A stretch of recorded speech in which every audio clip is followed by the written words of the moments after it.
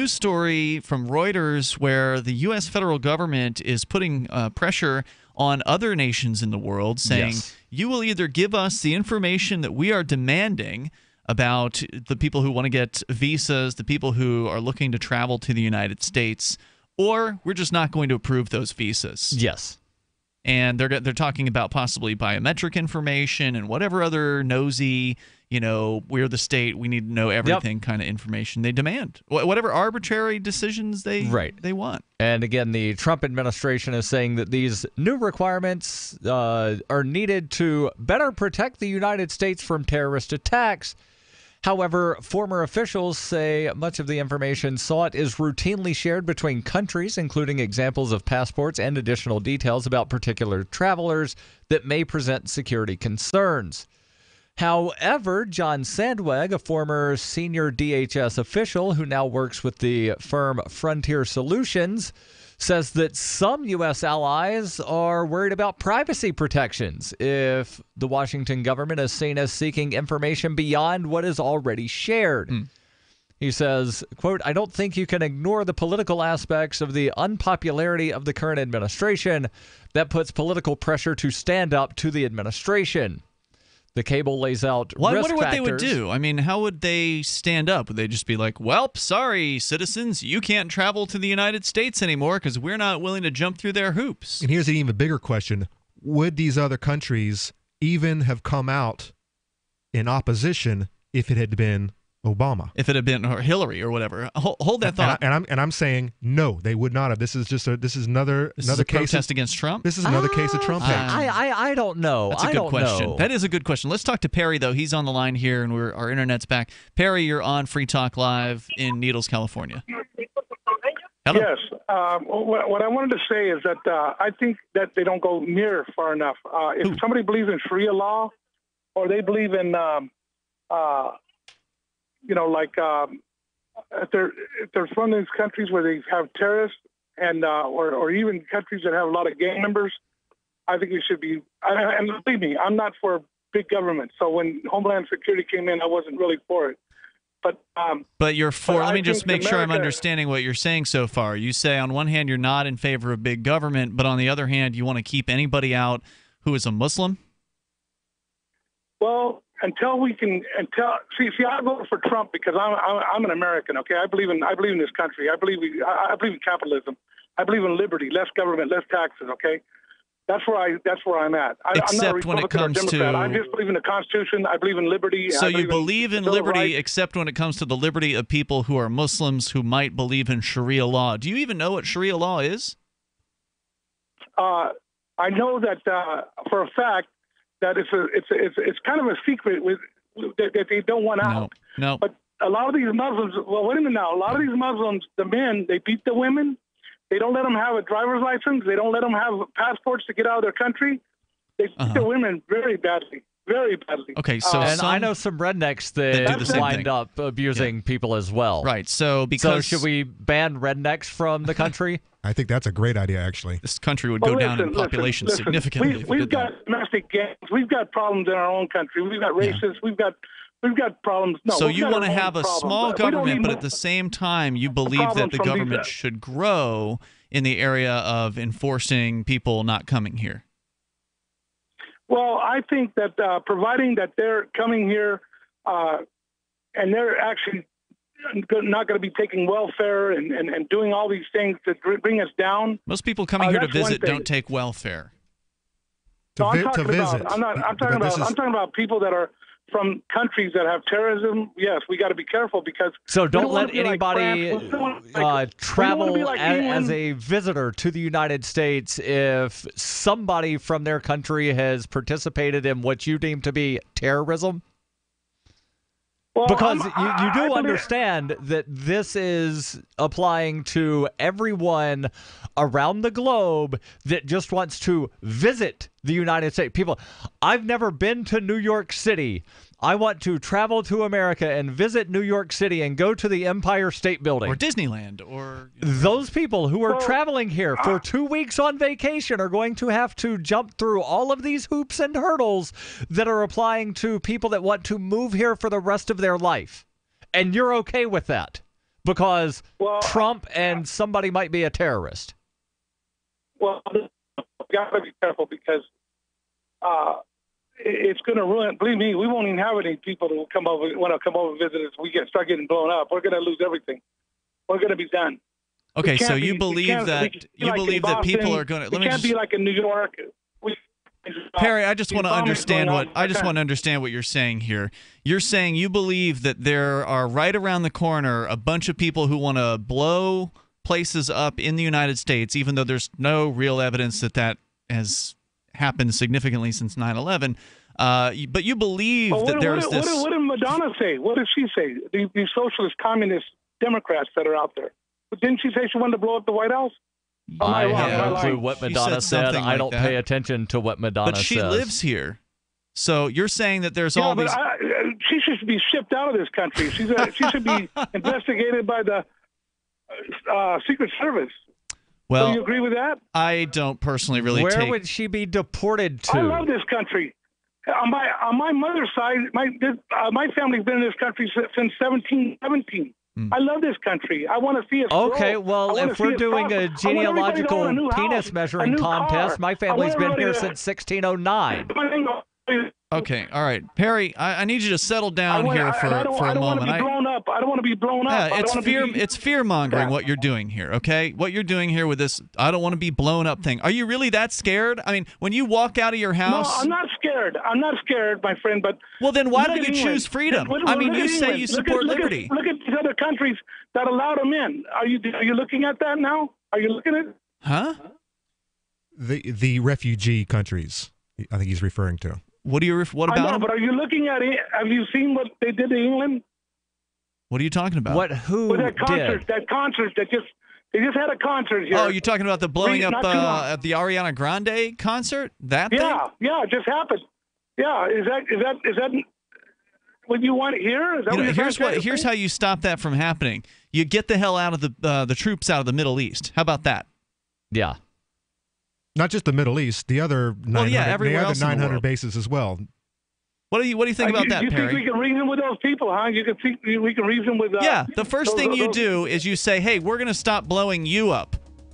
That's the first step. You want to stop being afraid of being blown up in the streets? How about you support stopping blowing up those people in the streets? Thanks for the call, Perry. The toll-free number here is 855-450-FREE like freedom, 855-450-3733. Because he admitted he doesn't feel scared when he leaves his house. Yeah. But what if there were planes dropping bombs from the sky on you? Let's talk about the hospitals and the weddings being blown up in Syria and Yemen and Afghanistan. Let's talk about that. 855-450-FREE like freedom. Join us here. It's Free Talk Live. Do you want to help build a better financial system for everyone? Join Dash. Dash is Digital Cash, a digital money platform designed to replace cash and help people manage their own wealth. It's fast and easy, fees are low, and transactions are confirmed instantly. Dash is decentralized, run by users who earn rewards for helping run the network and make governance decisions.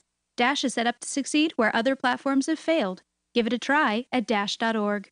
Help people take control over their financial future today. Find out more at dash.org. Imagine, if you will, a virtual world, a symbiotic economy with its own currency, where you can barter your services with others. Symbi.com is a marketplace of real people exchanging skills and services, from web developers, marketers, video production specialists, and teachers of all sorts, to gaming consulting or fitness coaching. Symbi.com is a vast world of people trading freely. Take my word for it, it's an adventure you can't afford to miss. Simbi.com. It's about time something new came along for better selling and buying online. And I found it. What now, Marge? It's buysellmakeoffer.com. Never heard of it. It's a brand new company. That's why you've never heard of it. It's the newest and best way to sell any products online. I did all the research. Sell my car? Yes. Our home? Yep. My golf bag? Your golf clubs. All of them. How about your purse collection hoard? Hey, now. You said any product. Right. I did. We get 30 days free. And membership is only $9.95. Yep. And buysellmakeoffer.com will never charge item fees, ever. Never. And this is cool. Listen to this. You can even use Skype or video to show your items. That's cool. Yes. All we have to do is go to the website, sign up, and then load our stuff to sell. I love this site. Buysellmakeoffer.com. Buysellmakeoffer.com. You got it? Buysellmakeoffer.com. Buysellmakeoffer.com. Better selling, better buying. Hi, I'm Derek J. To me, an activist's calling is to actively work to advance a cause. The cause for which I work is personal freedom. I believe my life is best when I engage in voluntary interactions and self-government. I reject the idea that anyone else has a higher claim to my life or my body than I do. I see people who call themselves the government as a threat to my personal freedom.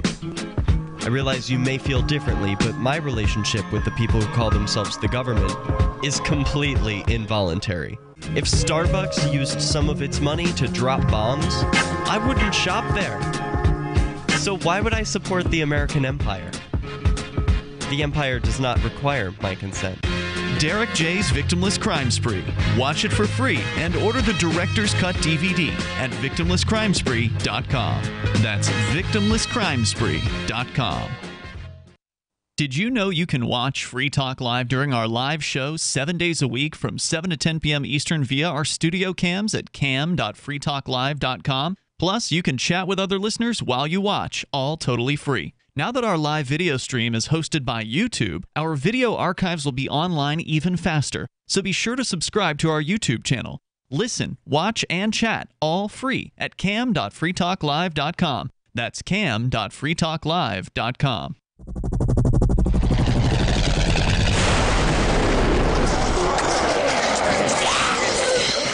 In Survivor Max 2, School Bites, Max must scavenge through a wasteland swarming with the undead. Desperate to find the medicine he needs, he discovers a community of survivors at his former school. Has he finally found the safe haven he's been looking for, or will he discover that school bites? Look for Survivor Max on Facebook, read reviews on Amazon, and read Chapter 1 at survivormax.com. If you enjoy LRN.FM, please contribute to your favorite shows via their websites and become an amplifier at amp.lrn.fm. That's amp.lrn.fm.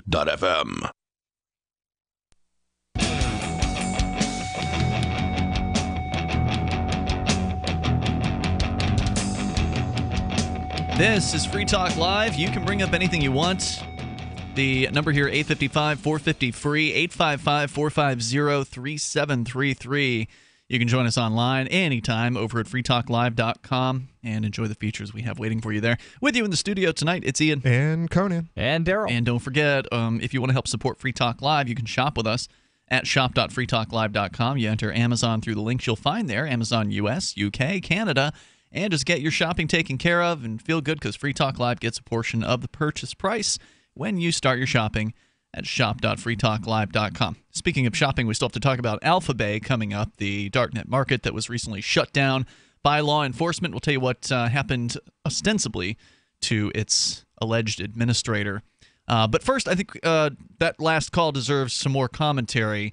What's frustrating about it, because our last guy that was on the phones was saying that he loves liberty, he wants smaller government, but on the other hand, he loves the idea of the government creating more restrictions and regulations on the issue of travel. And if there's not one freedom that is, one of the more critical freedoms to have, it's the freedom to go from point A to point B.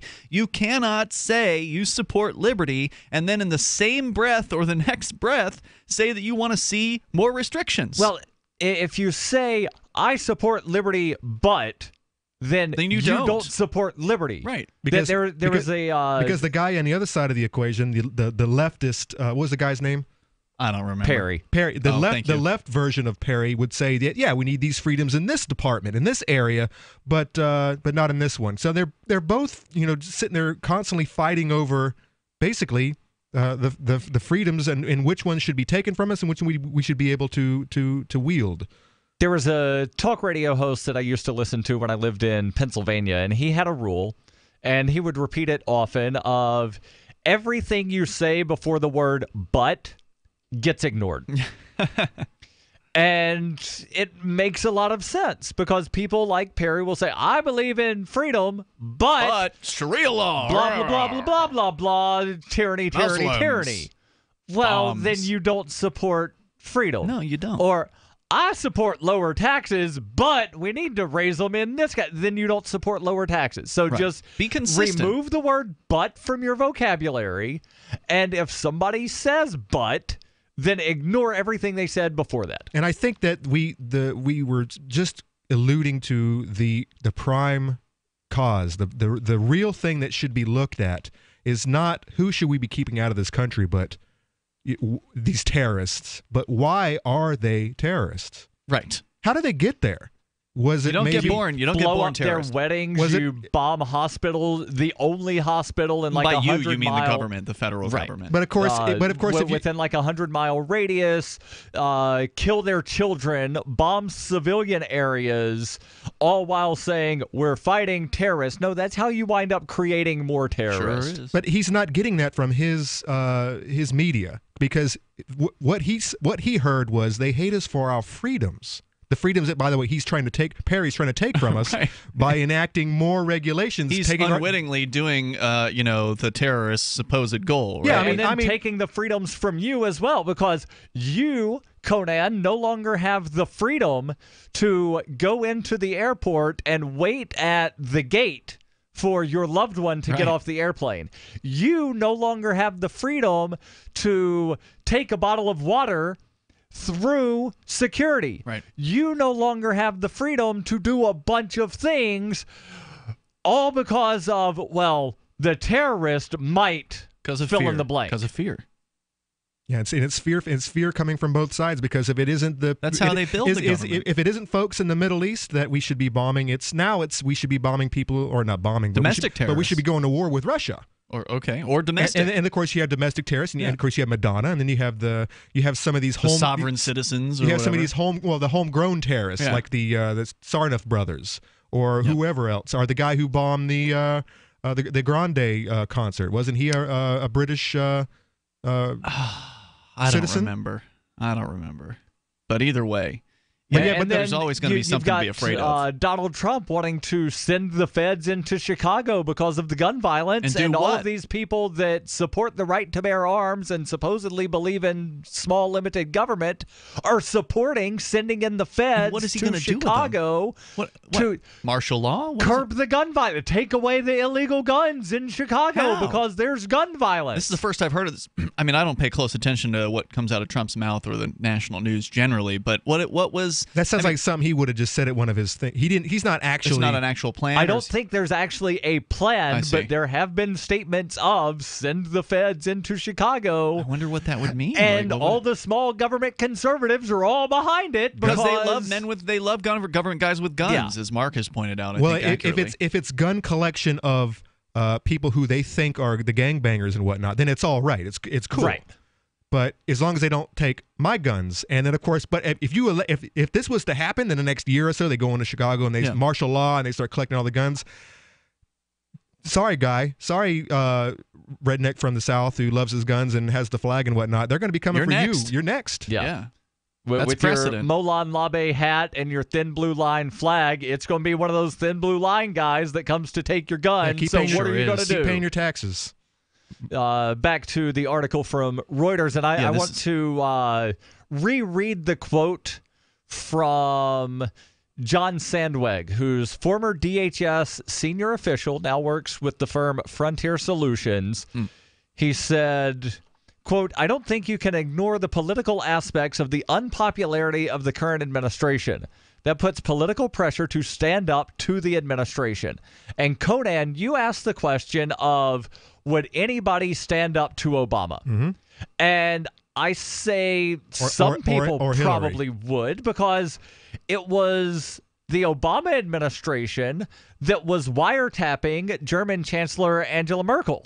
That's true. The German government did stand up to the Obama administration when they found out that it happened. What did they do? They released some strongly worded memos and things of that sort, and said, don't do this again or else. A limp noodle, in other words. Right, but it's more than what people expected, because nobody expected the German chancellor to do anything about being wiretapped by Obama. Well, all right. Well, when Trump's administration wiretaps Merkel, we'll see what comes of that. I'm sure that there will be more than a wet noodle standing up and we'll see, telling down the old Trumpster. The article continues. The cable lays out risk factors the U.S. government will consider when evaluating a country. Some of these are controversial and could be difficult for a country to prove to U.S. satisfaction, including ensuring that, quote, they are not and do not have the potential to become a terrorist safe haven, end quote. How do you prove that you don't have the potential to become a terrorist safe haven when terrorism is defined as anything that the U.S. government doesn't like? Apparently, you prove it by jumping through all the hoops. Either you jump through all the hoops or you become a potential terrorist safe haven. But one of the hoops is to prove that you're not and you cannot become. Yeah. So how do you prove... Total obeisance. Total, do what they say. Countries are also expected to agree to take back citizens ordered removed from the United States. And this is very interesting in light of some current federal court cases where there have been about 1,400 Iraqi nationals that have been rounded up or on lists to be rounded up and sent back to Iraq. They are also members of visible minorities, meaning that if they were sent back to Iraq, they would be very easily labeled for persecution. So we're talking about Chaldean Catholics. We're talking about Iraqi Kurds, people that, the Saddam Hussein administration were targeting and going after, and the current Iraqi government would wind up targeting and wanting to go after. And there's humanitarian law that says that you are not allowed to deport someone into an area if you know they are the target of persecution or are likely to be the target of persecution. So this statement of you either agree to take back anybody we say should be removed from this country or else violates the humanitarian law. Well, one, it's possibly in violation of humanitarian law, but directly related to this current batch of federal court cases involving these 1,400 Iraqis that are subject to deportation. Who administers the humanitarian law? Is that the UN? Generally, UN, various entities, the ICC, the International Criminal Court. Sometimes you might have an entity like NATO. You might have the International Red Cross step in. It's bad when the U.S. government makes the UN look good in a situation like this. The toll-free number here is 855-450-FREE, 855-450-3733. Speaking of international news, we got the Alphabay shutdown coming up around the corner in hour 2. This is Free Talk Live. You can join us. Bitcoin.com is the most unique online destination in the Bitcoin universe. Buying Bitcoin? Do it here. Want to speak your mind to other Bitcoin users? Our forum is always open and censorship-free at forum.bitcoin.com. There's no bigger Bitcoin believers than the Bitcoin.com team. That's why this site is a one-stop shop for everything you need to get into Bitcoin life. You can also play games at games.bitcoin.com. Learn more at bitcoin.com. That's bitcoin.com. I wish that we would have started the Dynovite right away. It would have been so much easier. Order a 90-day supply of Dynovite for your dog this week. We'll send you a bottle of NomoFlea free. NomoFlea flea spray kills fleas safely with no poison. Because it's a polypeptide protein molecule made from vegetable oil. Try NomoFlea. Free this week at Dynovite.com. Just feed your dog right. Use Dynovite. Dynovite for life. DINOVITE.com. I love My Magic Mud. I drink a lot of coffee. I had stains on my teeth. Then I found My Magic Mud, and I was told it would remove stains. So I paid attention when I brushed the first time. My Magic Mud is black tooth powder, and the difference it made in my teeth in one application was noticeable. With 4, my teeth were as white as you normal folks out there. Please go to mymagicmud.com and buy a jar. There's 150 applications for $25. You can use Bitcoin, mymagicmud.com. For years, LRN.FM has had a listen line that you can call and listen to LRN.FM anytime. Now we're taking the idea to a new level with the LRN.FM audio on-demand line. You can call 641-793-9660 anytime and listen to LRN.FM's live feed, and you can listen to a bunch of our original shows on demand. Long-distance fees may apply. Just dial 641-793-9660 and choose from the menu 641-793-9660. You're listening to the live edition of Free Talk Live. Hour number 2 is next after the news here on the Liberty Radio Network at LRN.FM. From Conan, the Shire, the Liberty Media capital of the world, this is Darryl W. Perry, host of FPP Radio News for Friday, July 14th, 2017. Silver is trading at $15.76 per ounce. Gold is valued at $1,221 per ounce. Bitcoin is trading at 4.8 cents, and the average price of Bitcoin is $2,308. Antiwar.com reports the Pentagon has announced that a unit of about 500 U.S. ground troops, National Guardsmen, are to be deployed to the Kosovo region to join the NATO peacekeeping operation that has proven the longest in the alliance's history. The operation is the remnant of the 1999 NATO attack on Serbia, which ended with NATO announcing that Kosovo, which had been part of Serbia since the Middle Ages, would secede from Serbia. The ethnic Albanian population approved of this. The Serbian population in North Kosovo continues to oppose it. That's because the Kosovar Albanians, who are the overwhelming majority of the South, dominate the NATO-backed government, and they've gone out of their way to limit the Northerners' ability to trade across the Serbian border. Stopping this trade has often proved the job of NATO forces when the locals resist. 18 years in, Kosovo still lacks recognition from a number of states, particularly Serbia, and the intense ethnic division between the Albanians and the Serbs remains as big a problem as ever. NATO's efforts has been to just keep throwing more troops at the situation and hope that somewhere along the line the situation will resolve itself and victory can be claimed. For nearly 40 years, Roberts & Roberts Brokerage has been a trusted source for buying and selling precious metals like gold and silver. They also take Bitcoin for precious metal purchases and have permanently removed the minimum purchase amount for all orders paid in the digital currency. Call Roberts & Roberts today for knowledgeable advice on buying and selling precious metals and a forward-thinking approach to new technologies. 800-874-9760 or visit online at rrbi.co. UPI reports California officials on Thursday levied a $5,000 judgment against an Airbnb host who refused to rent to an Asian woman because of her ethnicity. The California Department of Fair Employment and Housing also required the woman, Tammy Barker, to apologize to the would-be renter, Dinah Sue, and complete a college-level course in Asian American history. The incident gained widespread public attention when a tearful Sue posted a video on YouTube explaining her interaction with Barker. Regulators with the California Department of Fair Employment and Housing said the $5,000 fine, which Barker must pay to Sue for the damages inflicted, was in line with other judgments in housing discrimination cases. The incident represents the first time California regulators have fined an Airbnb host for discriminatory rental practices.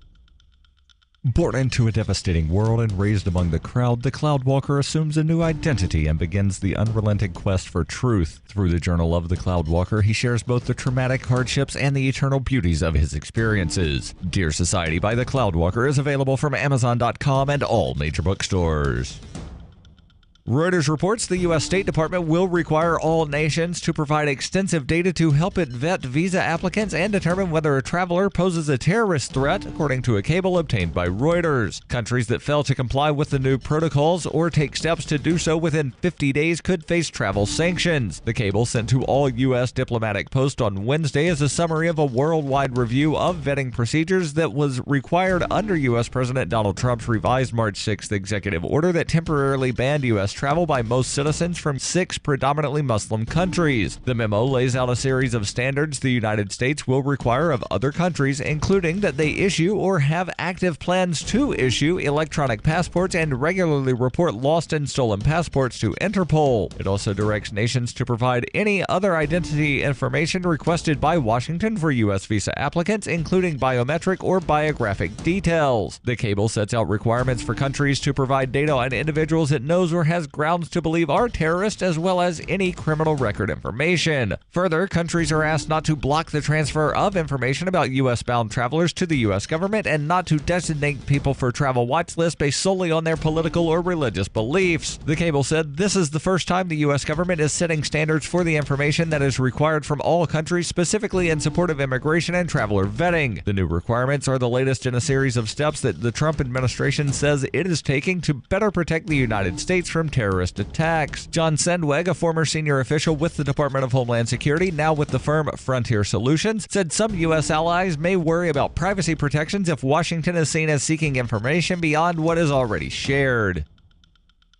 This has been FPP Radio News, online at fppradio.com.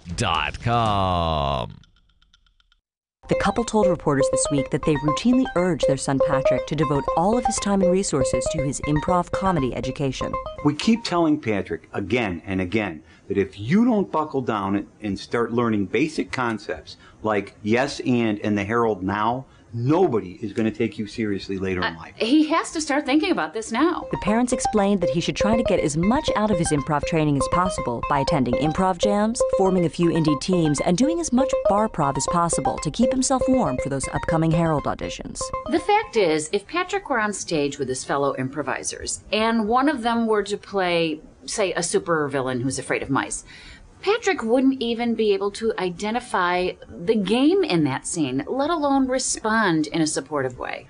I gotta say, I had this internship at a law firm, but I quit to do a character workshop and a musical elective.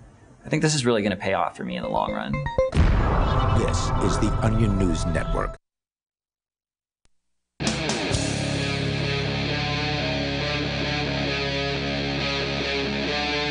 Free Talk Live.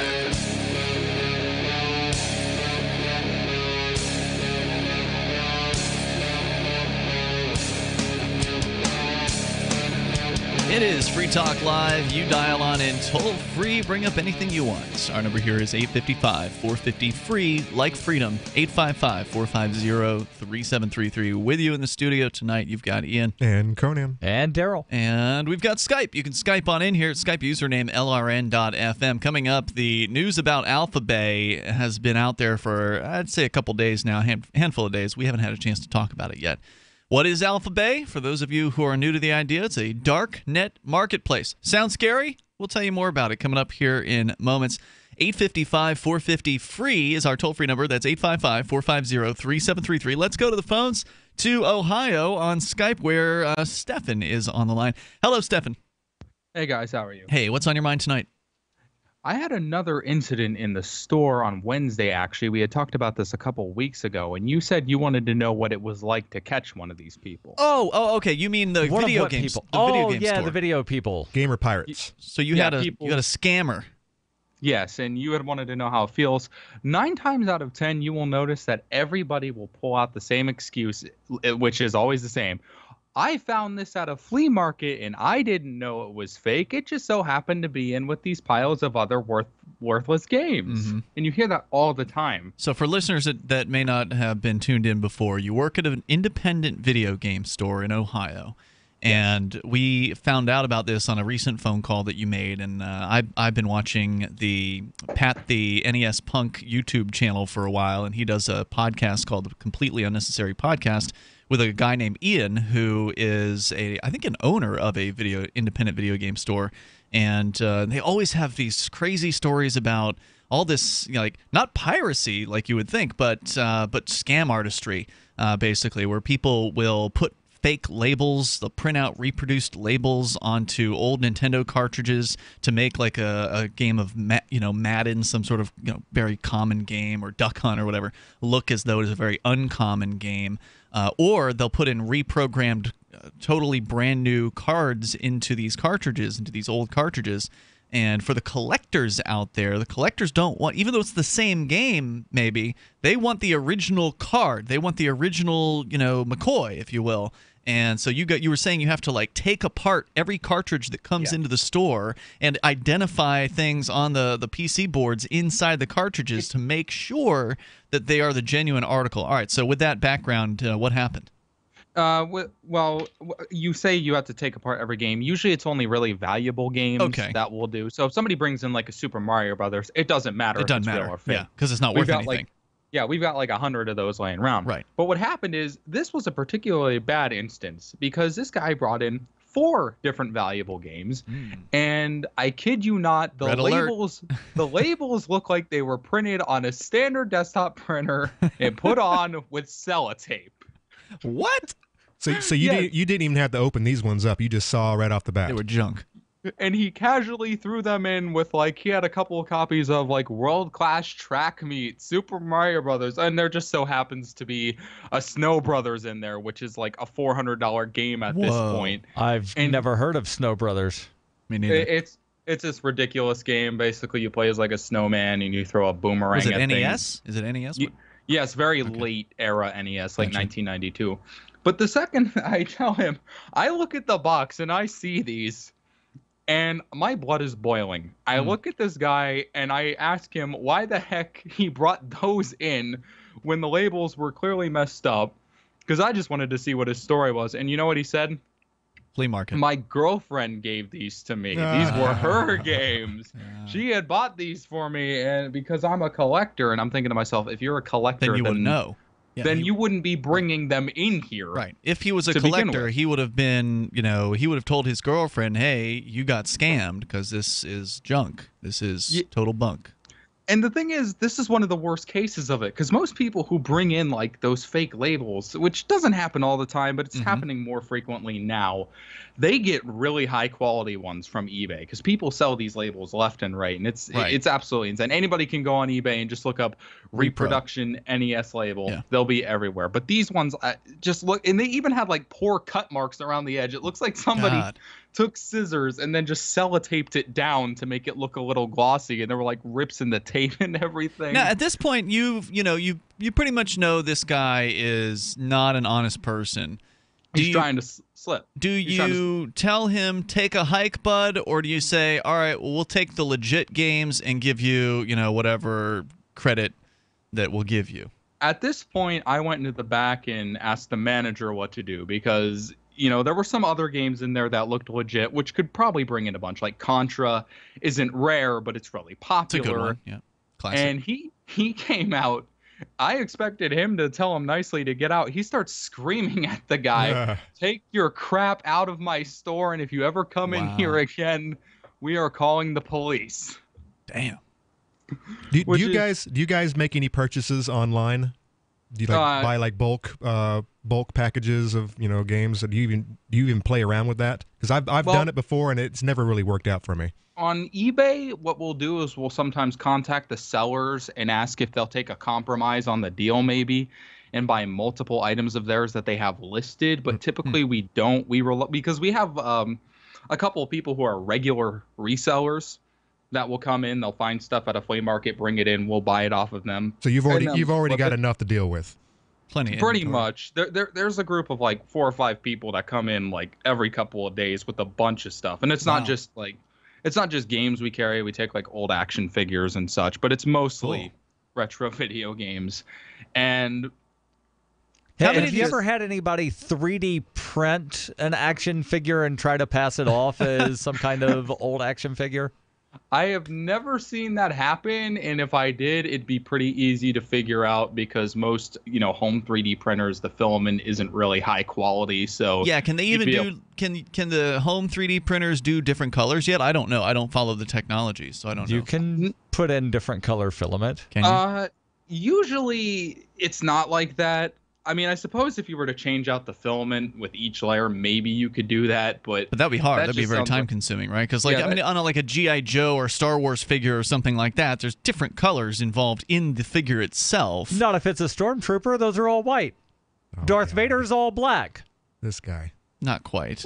The little GI, the little army guys that had the little flat piece of plastic at the bottom, those were all one color. I think you're right, Darryl. That could be a concern for the future. Of course, you'd also have to have a 3D printer that could generate, different things besides plastic, because some of those old, those old toys have metal like in Duramold. them. Yeah, and also some joints of them that are metal. And the GI Joes got rubber bands in them to hold them. To hold their tops to their bottoms. Right. Well, Darryl brought up like the little Army Men figures. We don't carry those because they're just so generic. We're talking more like, like Stretch Armstrong and some of the really collectible toys of the 70s and 80s. That's all we'll take. And at the moment, I wonder how long it's going to be before somebody can 3D print their very own Stretch Armstrong, because I remember me and my brother had one. And how far would you be able to stretch it? We got it about 2.5 rooms through the house. It's pretty serious. So I think my brother was in our parents' bedroom. There was a short hallway with the bathroom in the middle.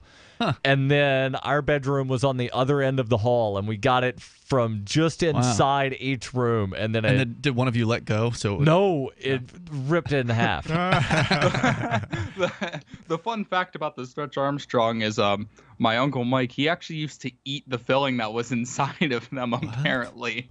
Because I think it was some sort of either it was some sort of apple filling, but I remember it was some sort of food, maybe some because oil some or kid something. would probably eat it, so that they had to make it edible, safe, or whatever. Well, the kid was out of glue, and the next best thing was the apple filling. So, I mean, how often do these scammers come in, Stefan, in the video I'd game say store? probably 2 or 3 times a month, just because of how big it's getting. Interesting. And because it's a slightly, larger area that we're in, so. Thanks for sharing the story tonight, man. You're I welcome. appreciate hearing from you. Glad you were able to let that guy know to take a hike. Take a hike. I don't want your business. You're going on People. Yelp for People. We got your number. Do they have that? Not yet. That'll fix it all. Darryl can't stand it, but in the libertarian utopia, it is necessary. We need it. Toll-free number here, 855-450-FREE. Like Freedom, 855-450-3733. We'll talk about reputation a little bit here with the Darknet marketplaces, which are very, reputation is very important there. This is Free Talk Live. P150, P150GA, P150NY, P150OK, P150TN, C250A, C250E, C250Q. Not available in all states. If New York or Colorado, call for a similar offer. What's the scariest thing about going to the dentist? Opening your mouth or opening your wallet? Because just a simple cleaning can cost $100, and things like root canals can cost you hundreds more. If you don't have dental insurance to help, call Physicians Mutual Insurance Company, 1-800-972-1059.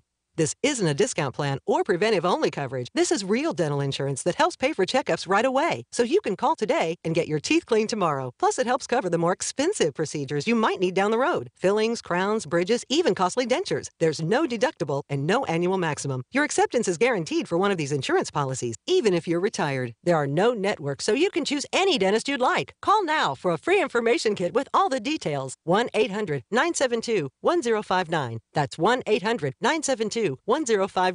1-800-972-1059. Hi, friends. Let me ask you a question. Why do we get car insurance for our cars, fire insurance for our homes, and life insurance for our lives, and not even consider identity insurance for our identities? I mean, isn't our identity one of the most important commodities we have? Well, of course it is. My friends at Liberty ID, they understand this, and that's why they're the leading provider of turnkey solutions to America's fastest growing crime, identity theft. Are you covered? Why not? Don't wait. Call today at 844-44-LIBERTY to get covered now. Do you realize that your children are vulnerable, your parents are vulnerable, and yes, you are vulnerable as well. Liberty ID has successfully, in 3 years, restored over 60,000 identities, restored their good name, and that is absolutely priceless. Now, I know there's many companies out there saying they can do this, but Liberty ID is the proven leader that restores your good name for you. Call them at 844-44-LIBERTY or visit them at libertyid.com and make sure you mention GCN at checkout for an incredible discount.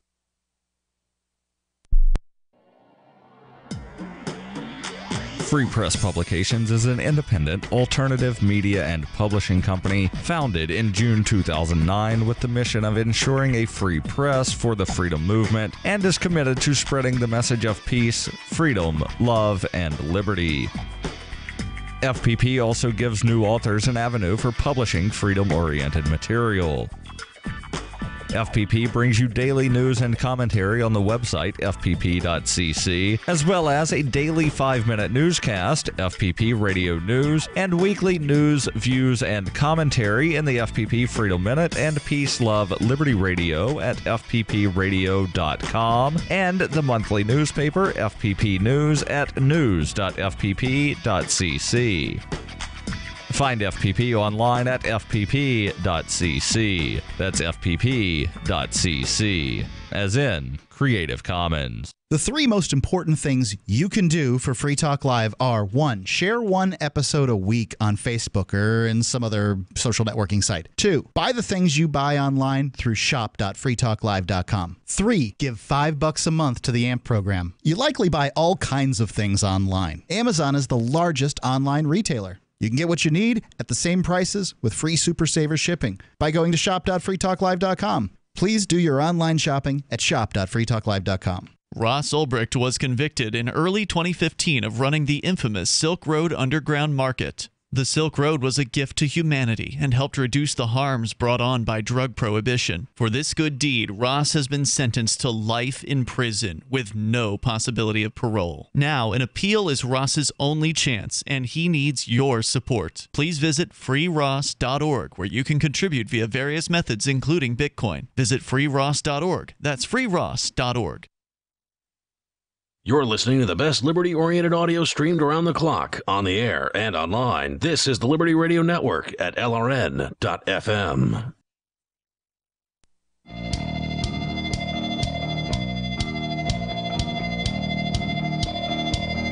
Free Talk Live. We invite you to join us here on the radio. You can take control of the airwaves, 855-450-FREE. That's 855-450-3733. We've got Skype, and you can Skype on in here at username LRN.FM. With you in the studio tonight, it's Ian. And Conan. And Darryl. All right, so I want to let you know about Dash. It is digital cash, a digital money platform designed to replace cash and help people manage their own wealth. If you want to help build a better financial system for everyone, you really ought to check out Dash at dash.org. It's fast, private, and easy. The fees are low, and transactions are quick and can even be confirmed instantly. You can pay anyone, anywhere in the world, anytime for just pennies on the dollar. Dash is decentralized and run by users who earn rewards for helping run the network and make governance decisions. Anyone can invest in Dash and earn rewards for helping run the Dash network. Join Dash and help create a better financial system for everyone. Take back control over your financial future today. Find out more at dash.org. They've got a headline there right now, why not dash.org, but at dashforcenews.com, why Dash is 10 times better than Bitcoin. I haven't read it yet, but it sounds like it's an interesting piece.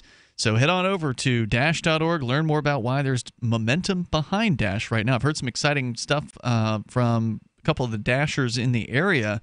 Here in Keene, New Hampshire, there may be a Dash meetup starting soon. So we already have the Bitcoin meetup in town. We may have a friendly competing Dash meetup. So I think that's a cool thing. And they may actually be getting the Dash people to sponsor it, which is neat. One of the things that makes Dash pretty different from Bitcoin is that there's like this built-in structure in Dash to allow the Dashers, the people that have sort of a stake in the system, the master nodes as they're called, to decide what to do with about 10% of the mining rewards, and they usually put it towards promoting Dash and helping get it into people's hands and helping people learn about it. So I think that's one of the things that really sets it apart. Dash.org, as we go to your calls and thoughts coming up, we'll talk about cryptocurrency in relation to Darknet marketplaces, specifically Alphabay, which was recently taken offline. Some people thought it was an exit scam. Turns out it's much worse. We'll get into that. Sarah in Albuquerque, you're on Free Talk Live with Ian, Conan, and Darryl. Yes, can you believe that last Friday, Albuquerque Mayor Barry invited autonomous self-driving car companies to test their techniques in Albuquerque? I'm quite surprised that we got an early start in the self-driving cars. I thought, Albuquerque would be the very last one to do it. We're always the last one to do anything really innovative. So it's amazing.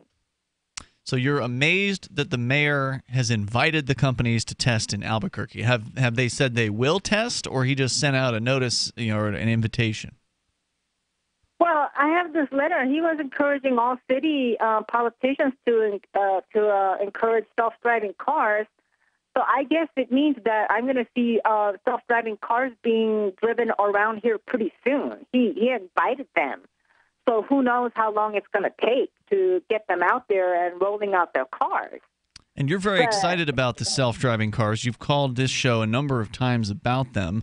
You're quite afraid of cars. You're a pedestrian, and you are constantly bombarded on the radio, you believe, by statistics about how dangerous cars are, even though the roads have actually been getting safer over time and cars have more safety features now than ever in the past. You're nonetheless terrified and petrified of these cars, and so you believe that putting computers in charge of them is going to help keep you safe, right?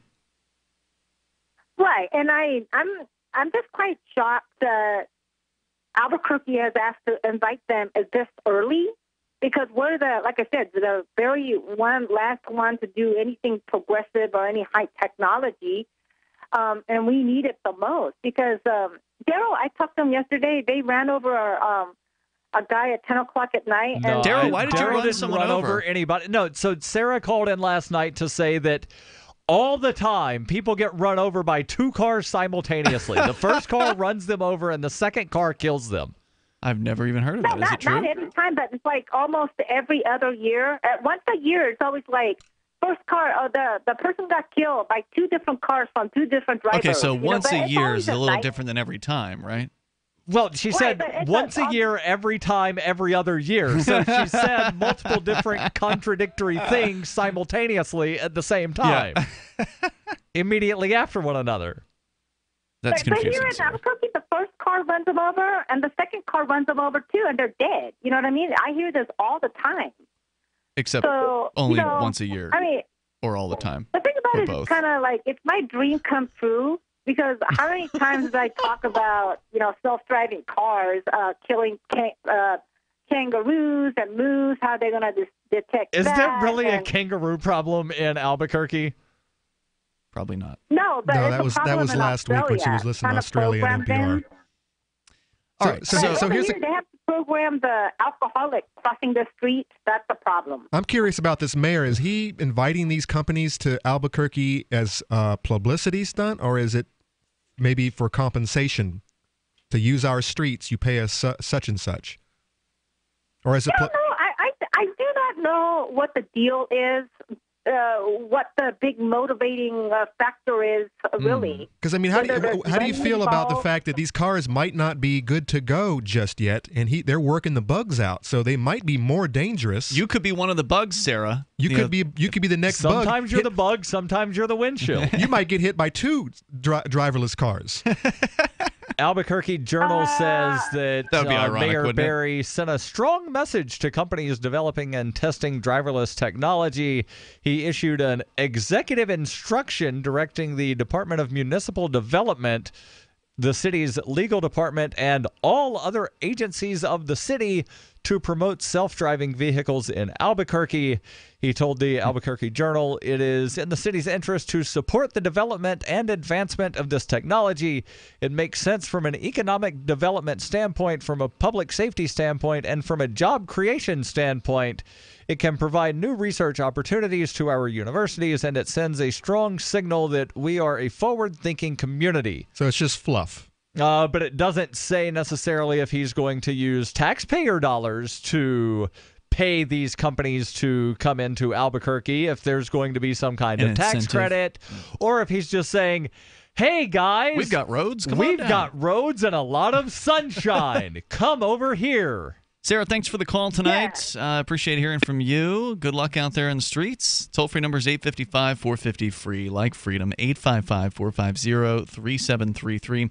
Yeah, I mean, the self-driving car thing, I get why it's attractive.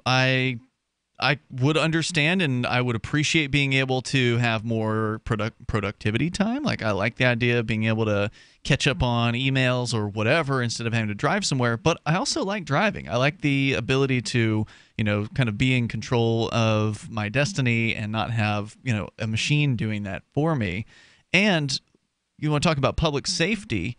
One of the concerns I would have is that if the cops decide they just want to go ahead and pull you over to the side of the road, they'll probably have some sort of access to where, oh, there's auto number 147B, QZ, let's hit the stop button on them, and then you just pull right over to the side. They can already kind of do things like that with OnStar, where they call up OnStar, They'll "Hey, disable you. this car, we need you to disable it." Yep.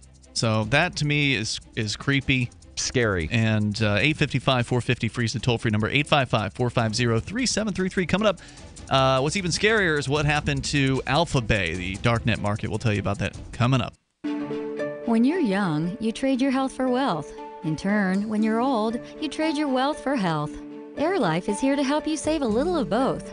AirLife is the top seller of replacement pads for the ElectroBreeze, the Micro Power Guard, the Air Ranger, and many more. ElectroBreeze replacement pads have been tested to perform in all polarized media air cleaners. If you need replacement filter pads, visit us at airlife1.com or call 800-916-7873. Fully cooked, ready-to-eat bacon. I'm talking thick, meaty, center-cut presidential bacon. Savory and delicious. I buy some, I use some, I store some. Awesome. No refrigeration needed with a 10-year shelf life. NASA-packed technology. Bacon. Fully cooked, fully hydrated, ready to eat right from the packed bacon or warm and served. Life-saving, ready-to-eat bacon. 10-year shelf life bacon. Ships free at fullycookedbacon.com. Fullycookedbacon.com. On Free Talk Live, we're bringing people to the ideas of liberty every day. From wrestling superstars like Glenn Jacobs. You guys really are having an impact, I believe. Like I said, a lot of where I am now is due to listening to Free Talk Live. You changed my mind on some very important issues years ago. To random people tuning in on the radio. I was kind of stuck in the left-right paradigm. I heard your show by chance on a Saturday night. From there, I went on, joined the Free State Project, and become an amplifier. So, I mean, that's really the reason why I amp is because I know that if it wasn't for you guys being on as many stations as you are, I never would have found the ideas of liberty. Your amp will directly change more lives by getting Free Talk Live in front of people looking for talk radio online and on the air. When you amp Free Talk Live, you get perks like access to the AMP-only Facebook group and AMP podcast. Visit amp.freetalklive.com. So you've signed the Shire Society Declaration and are planning your move to New Hampshire to be around more liberty-oriented people. Next, sign up for the Shire Society Forum at forum.shiresociety.com. There are a bunch of people there who are already in the Shire, and they want to meet you. If you're already in the Shire physically, you should also come by the forums. Remember, not everyone uses Facebook. New people are signing up for the Shire Society Forum every month, so drop in and say hello at forum.shiresociety.com. If you want to know the latest about Free Talk Live before we go on the air, all you need to decide is how you want it delivered. It's your choice. Visit news.freetalklive.com. You can get emailed announcements and participate in contests via our email updates list. Plus, we have a Twitter account that you can follow and a Facebook page where you can become a fan. So visit news.freetalklive.com to get news about Free Talk Live as soon as it's announced and the way you want it delivered at news.freetalklive.com. That's news.freetalklive.com. Money, power, and respect are all yours at creditsuccesssecretsrevealed.com. Be seen as an industry leader. You can do it. The last application you filled out when it was time to hit submit, did your nerves spike? You didn't get the approval you seek, but there's a better way. We teach you exactly what to place into the right systems the right way the first time so you get approved. Get up to $100,000 in instant business credit. Many people will get cash on the spot. Use those two tools in your new corporate credit engine so you can walk into the bank and get your project funded today. It's all about today at creditsuccesssecretsrevealed.com. Credit Success Secrets Revealed is explosive and ignites instant results. Dial 1-800-707-8719. That's 1-800-707-8719. 1-800-707-8719. Or just go to creditsuccesssecretsrevealed.com. While our satellite channel is free to listen to, it's not free for us. You can help us cover our satellite costs with the chip-in on the right side of the page at lrn.fm.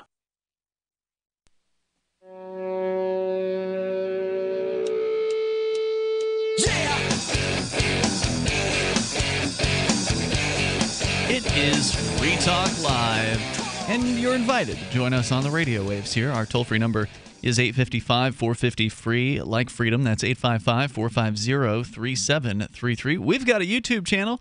You can go and watch the show live when we're live 7 to 10 at night Eastern Time every single night of the week, all 7 nights. And you can also watch later on whenever you want to, because the archives go up pretty much right as soon as we're done with the show. As soon as I remember to turn off the encoder, usually, is when the archives start going up. Sometimes there's like a half hour of just dark studio footage at the end. But anyway, it's free. What do you want? Go to youtube.freetalklive.com. You can watch us there, or you can just go to our cam page if it's during the live hours. Go to cam.freetalklive.com and you can see us there as well. Of course, we've got archives, audio archives that go back for like a decade. And we don't really know what's going to happen to the audio archives, given they're hosted with SoundCloud, and they are going through a bankruptcy right now. So hopefully somebody's going to snap them up at pennies on the dollar and not take down their service. But there is a possibility that sometime in the next 2 months there might be a brief interruption in Free Talk Live downloads while we switch to a new download host. What are the other alternatives? Libsyn is the big player out there. We used to use Libsyn. And then SoundCloud came to me years ago and said, hey, we'll give you a free account if you would host your archives with us. And so I said, all right, that sounds pretty cool. I kept the Libsyn account open, though.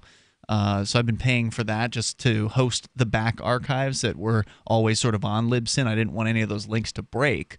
So I've continued to pay for a Libsyn account.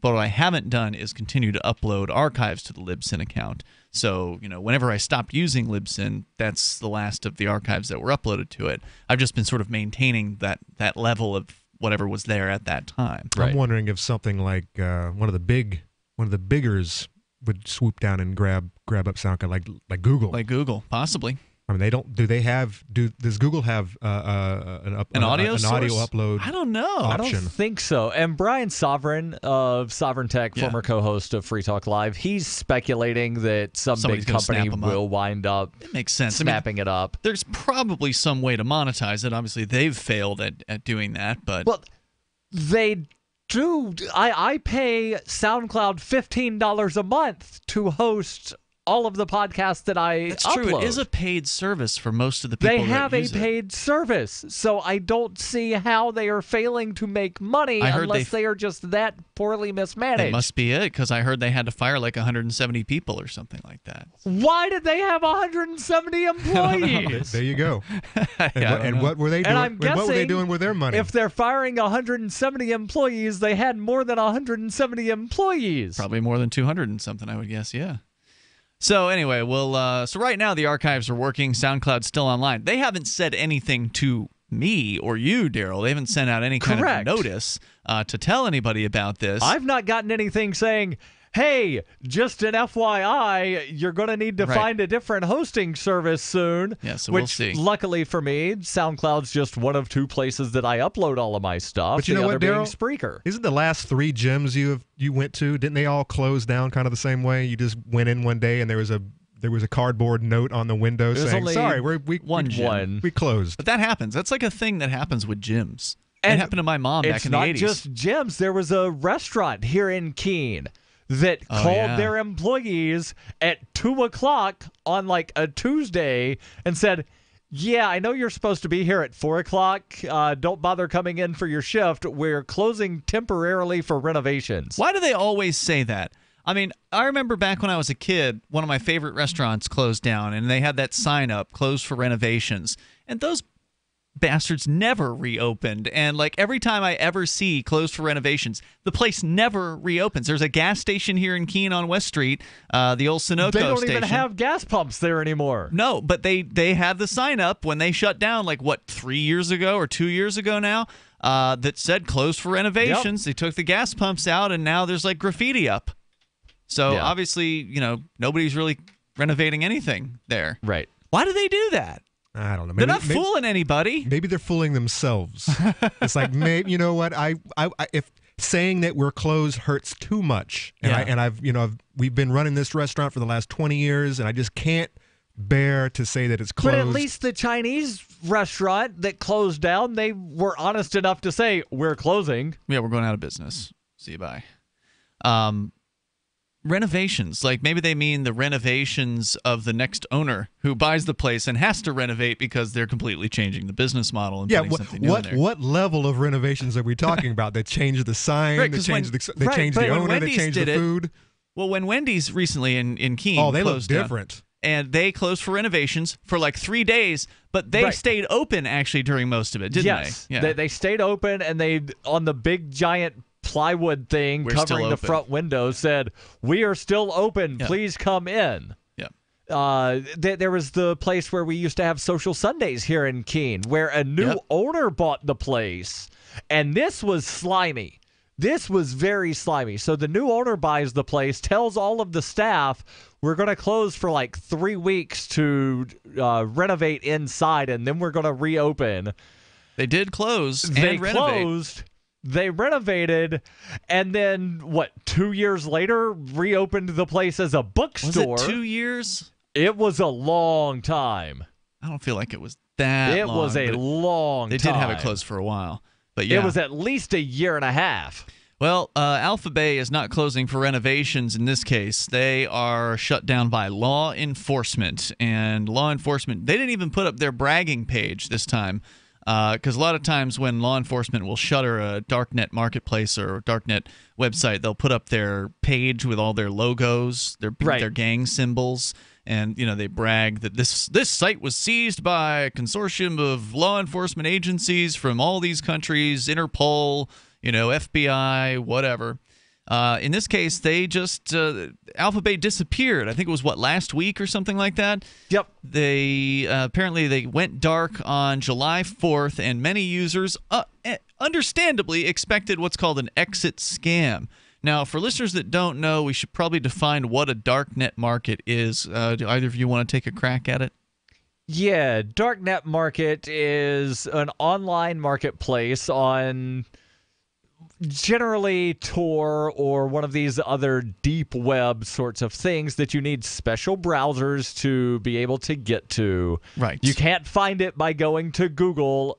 I want to buy drugs online. I don't recommend you type that into a Google search at all, whether you're using a VPN or not, but you need special software to be able to get to these dark web markets. That helps ostensibly obscure your location and also obscures the location of the website that you're going to. Correct. And supposedly it allows you to purchase items that may or may not be legal where you live.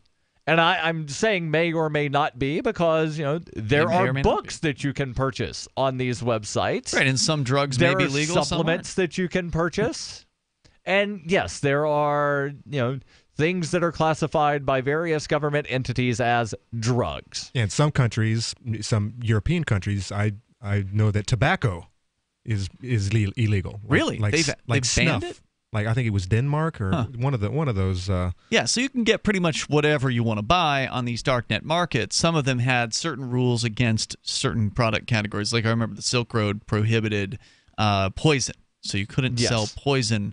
You couldn't sell weapons on the Silk Road. And so Alphabay was, according to BitcoinMagazine.com, the most. Oh, I apologize. I thought this was Bitcoin.com with the story. Anyway, BitcoinMagazine.com, the most popular Darknet marketplace was shut down July 4th. At first, many users suspected an exit scam. However, it has since become clear that law enforcement has taken down the underground market. Now, to explain a little bit more about the exit scam, this has happened before where after the Silk Road, which was the first Darknet marketplace, the creator, the granddaddy, if you will, of all of these Darknet marketplaces, after the Silk Road, there were a bunch of competitors that sprung up. And some of these competitors existed with the intention of taking people's money from them later on. They created what appeared to be a legitimate competitor. It worked. People were able to buy and sell the things they wanted to buy and sell. And after a certain number of months, the owners of that competitor closed up shop and disappeared with however much Bitcoin was in the inventory at the time, which usually was quite a bit. More coming up. Do you want to help build a better financial system for everyone? Join Dash. Dash is digital cash, a digital money platform designed to replace cash and help people manage their own wealth. It's fast and easy. Fees are low and transactions are confirmed instantly. Dash is decentralized, run by users who earn rewards for helping run the network and make governance decisions. Help people take control over their financial future today. Find out more at dash.org. You've said it yourself. We need a healthcare system that focuses on health, not sickness. Health insurance pays for treating sickness but gives you nothing for being healthy. There's a free market healthcare company that gives you freedom from health insurance. They give you a proactive health assessment daily, no charge 24-hour access to doctors. Check them out right now at healthexcellenceselect.com. Any kind of doctor, traditional, integrative, chiropractic, acupuncture, and massage. You'll love the service and price. healthexcellenceselect.com. healthexcellenceselect.com. BuySellMakeOffer.com is better than ever. I'm Pat Matthews here to tell you that BuySellMakeOffer.com, the revolutionary site for buying and selling anything and everything, just upped the ante. Go right now to BuySellMakeOffer.com and click the Sign Me Up button. When you do, you'll get the first month free, and then it's just $9.95 a month to be a member forever. And you don't need a credit card for the initial setup. Create your own store on the site and sell whatever you want, as long as it's legal, however you want, and sell an unlimited number of items. Create your own intro video to describe what your store is all about. Use Skype to see who you're buying from or selling to. Sell unused household items, as well as antiques, cars, televisions, collectibles, real estate. The possibilities are unlimited. Use social networks to promote your store right from our site. Remember, there are never any fees no matter how much you sell. Become a member today. I'm a member. Get all your friends to sign up too. This could become a great business for you. Sell whatever you want for the first 30 days free at buysellmakeoffer.com. Understanding your credit score is the first step towards managing and improving it. This is Charlie Sundstrom with your Van Dyke Mortgage Minute. The most influential component of your credit score is your payment history. Almost equally as important is the amount you owe on credit accounts. Also impacting your score, but to a lesser degree, are the length of time you've utilized your credit, the number of new accounts, credit inquiries, and your various types of credit accounts. To help achieve or maintain a healthy credit score, have a system set up to assure your bills are always paid on time. Don't max out your cards. It's better to have a high credit limit with a low balance. Never close old accounts. The age of these can actually help your credit score. But don't be afraid to use your credit. You need several accounts in order to have a credit score. Just keep the corresponding payments within your means. For your mortgage pre-approval and refi needs, start by visiting VanDykeMortgage.com. Corporate NMLS 3035. Van Dyke Mortgage is an equal housing lender. Charlie Sundstrom, NMLS 134251. Here's a chance to do a little activism while you're cruising Facebook, Twitter, or Google+. Between the LOL cats, the recipes, the hot girls, and the inspirational sunrise memes, Free Talk Live's posts pass by your newsfeed. Like them, comment. It gives us more exposure. If you don't see our posts, click like at facebook.freetalklive.com and then hover over it to click Get Notifications. It's an easy way to spread the ideas of liberty a bit further. I know you're busy, but you can spare that tenth of a calorie it takes to click on something. Facebook.freetalklive.com. The new 4th edition of Healing Our World, The Compassion of Libertarianism, will take your understanding of liberty to a deeper level and has over 1,300 updated references, new cartoons, and a foreword by Dr. Ron Paul. With discounts for multiple book purchases, the 4th edition of Healing Our World is a great gift for the liberals, pragmatists, environmentalists, and Christians in your life who think libertarianism is cold-hearted. Get yours today at healing.freetalklive.com and use promo code FTL for a $5 discount. Do you love Twitter? Make sure you favorite the LRN.FM Twitter account so you can receive our tweets at twitter.lrn.fm. That's twitter.lrn.fm.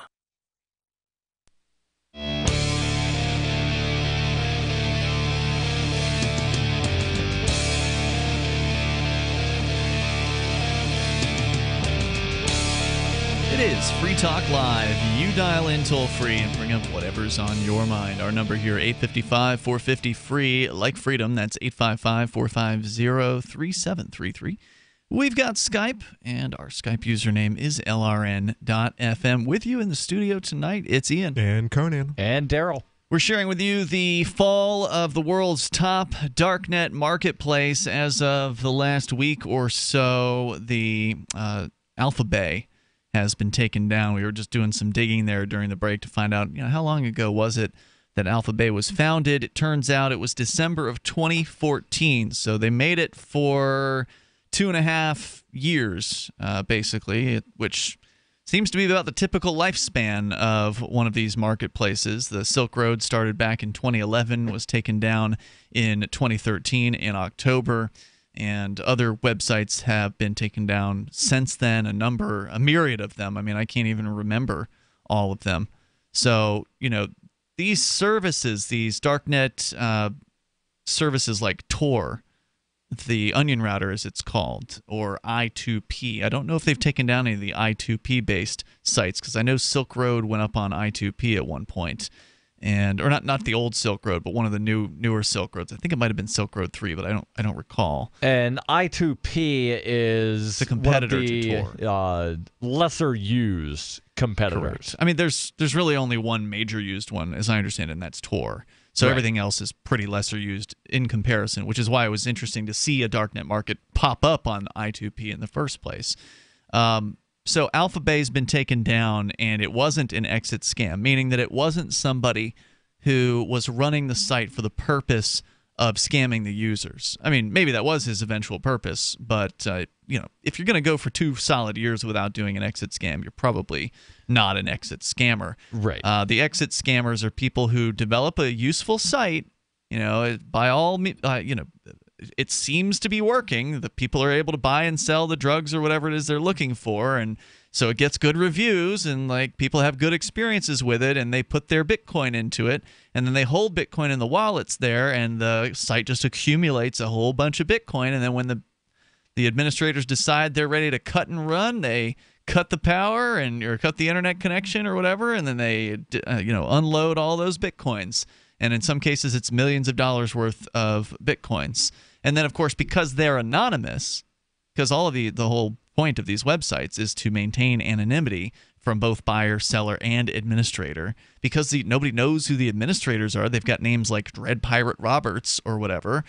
You have no idea who those people are. Right. So they can just go right ahead and do it again. They can take, the same code or similar code and launch that as another darknet market and, garner a new user base and then scam people again if they want to. So that's what people thought here, was that the Alphabay shutting down was yet another exit scam. But as it turns out, the alleged owner was supposedly from it was, I believe, Quebec. Canada. But he was living in Thailand at the time. And we're going to tell you a little bit more about that. But let's go to the phones first, where Jimmy is on the line via Skype. Hello, Jimmy. Hey, how y'all doing? Hey, where are you calling from tonight, Jimmy? Oh, Arizona. Mm-hmm.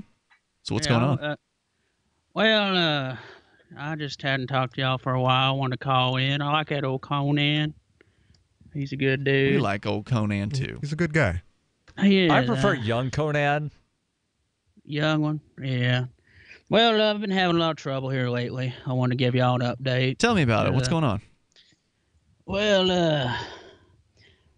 I think it's them Jews. And, what? I've been listening to y'all. Scott, that guy that calls in, Scott. Yeah, you don't want to listen to that guy. I mean, just because he calls in doesn't mean that he's, telling the truth. He's a bigot. You know what that is, right, Jimmy? Yeah, well, he had me worried. I thought maybe it was them Jews that shut down my business. What business? What's your business? Well, I had a psychic business. Y'all got any psychics up there? I don't know. Conan might be into that. Conan, are you into psychics? I am not into psychics. No? Okay. I think there's a... We do have one on the downtown Keene who...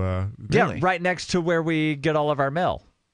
That's a psychic? There's a psychic that they'll have in there a couple times, okay. Like every couple of months. It's not that Stop Free Keen or Wait, psychic. why would you think I was into psychics? I don't know, man. You're into you're into some weird conspiracies and stuff How like that. How is that a conspiracy? I didn't say it was a conspiracy. It's just that's idiocy. It's a conspiracy to keep you from knowing the future. It's idiocy. Wait, well, now isn't it possible that Jimmy could be a psychic and he could know? Obviously stuff? not, because his business failed. Did you see that coming, Jimmy? What? Did you see your business failing? No, well, Conan, come on now. I've just got a different type of psychic ability than most people. Like what? Like what kind? Well, this is why they shut me down. I'd opened up a business called the Psychic Warehouse, and everything was going great. But the way I do psychic readings is a little bit different. I read the veins of your penis, and I can tell your future. What? That is a new one. Is this a hands-on procedure? Yeah. Well, Does it come with a happy ending? Well, no, guys. No? I'm a businessman. All right? I'm very professional. Well, word got out around town. They started calling it the Psychic Whorehouse. Yeah, so, that's not good for branding. Yeah, police looked into it. I was not happy. They ended up shutting it down. Did you end up with a policeman, in his boxers in your office, or how did that go down? Yeah, well, he identified himself as a policeman, but he wanted me to continue with the psychic reading. Really? Yeah. How did that make you feel? Well, I was a little bit nervous, you know, because I didn't know what he was there for. Performance anxiety. Yeah. Did he pay when you were done? Yeah, he ended up paying me, and then he put handcuffs on me. It was a mess. Oh, that's too But bad. So have you I'm been gonna have- charged criminally with something? Oh, well, yeah. But you know, it's they're threatening to put me in jail for what? prostitution. Prostitution? Yeah. Now that You is believe not. that? Yeah, I would say you've got a case. I mean, if you really were giving vein readings, then that doesn't sound like prostitution to me. Normally, in order to get somebody for prostitution, there has to be a contract negotiation. There has to be a meeting of the minds on a price for a particular sexual related service. So you would have to exchange, they would have to say, I want this sex service, a BJ or whatever. And then you would have to say, well, that'll cost you $50. And then they got you for prostitution at that point. But if all you've done is, offer a psychic service of a penis reading, then vein reading. Well, I'll tell you why I think he arrested me is because I told him, I said, I can see right here that your life's going to be very short. And then he got upset and arrested me. So he thought that you were making a comment about his size. Yeah, is what the you're size saying. of his. Yeah. Yeah. Look here, I'm only interested in the veins, and I'm very professional. Now, where did you learn this technique? Oh, at my dad. Oh, thanks for the call tonight, Jimmy. And by the way, nice to see you pop up on the Free Talk Live forum. And thank you for the call tonight. So yeah, that Jimmy in Arizona, he's quite a character. Pop up, was that intentional? No, it definitely wasn't. But he is there. He just posted his introduction. I think it was last night. Yes. So that's pretty cool. Free Talk Live forum. You can go there to forum.freetalklive.com. It's a small portion of the larger Shire forum where people will go to kind of let us know that they're coming to New Hampshire. We got a guy coming to visit tomorrow, so we're going to go out to dinner with him, get some of the local activists in the area together for that. So there's a lot that goes on in the Shire Forum. I mean, a lot more than it has in the past, I guess, because it used to be dead like most forums. But there's been some life been breathed back into it, and it's thanks to Free Talk Live listeners like you for going over and checking it out. And great call, Jimmy. Thanks for sharing. The toll-free number here, 855-450-FREE, like freedom. That's 855-450-3733. So we were talking about Alphabay, and we've just barely scratched the surface on what has ostensibly gone down here. On July 5th, apparently there was an international police action that took place in the U.S., Thailand, and Canada, according to the Wall Street Journal. They shut the site down July 4th. On July 5th, law enforcement in Thailand arrested Alexander Kazes, a 26-year-old Canadian citizen who's believed to be one of the operators of Alphabay. On the same day, the Royal Canadian Mounted Police executed a search warrant at a residence in Trois-Rivières, Quebec, where a high-technology crime unit seized computer equipment.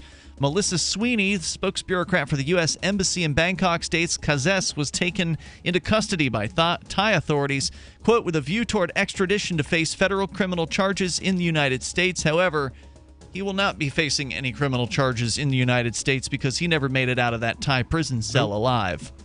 And we'll tell you more about that coming up here in moments. Hour number 3 is on the way, 855-450-FREE like freedom. This is Free Talk Live.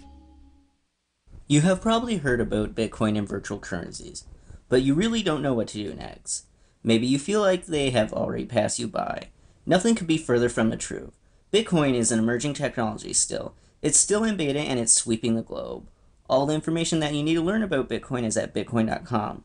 Go to your browser, type in bitcoin.com, choose a wallet program, get Bitcoins, and then spend Bitcoins. Bitcoin.com, the only site you need to know for virtual currencies. Bitcoin.com. Free Talk Live has partnered with Amazon, the largest internet retailer. Imagine a department store category, and Amazon has it. Books, electronics, office products, furniture, jewelry, automotive, toys, clothing, sporting goods, and dozens of other categories. Now you can shop and support Free Talk Live by entering Amazon through our website. Go to shop.freetalklive.com, and Amazon will send us a portion of your purchase. You're going to do the shopping anyway, so remember to enter through our site at shop.freetalklive.com. That's shop.freetalklive.com. Cell 411 is a free app for Android and iOS that replaces government-controlled 911. Cell 411 allows you to preset a group of friends or private organizations to show up at any emergency. Cell 411 is a nightmare for the state because it proves their so-called services aren't needed. Cell 411 has had thousands of installs, and of course it's covered by the BIPCOT no government license. Cell 411 because your friends won't shoot you when you're in trouble. Without the government, who would build the emergency services? You and Cell 411. Get it today at getcell411.com.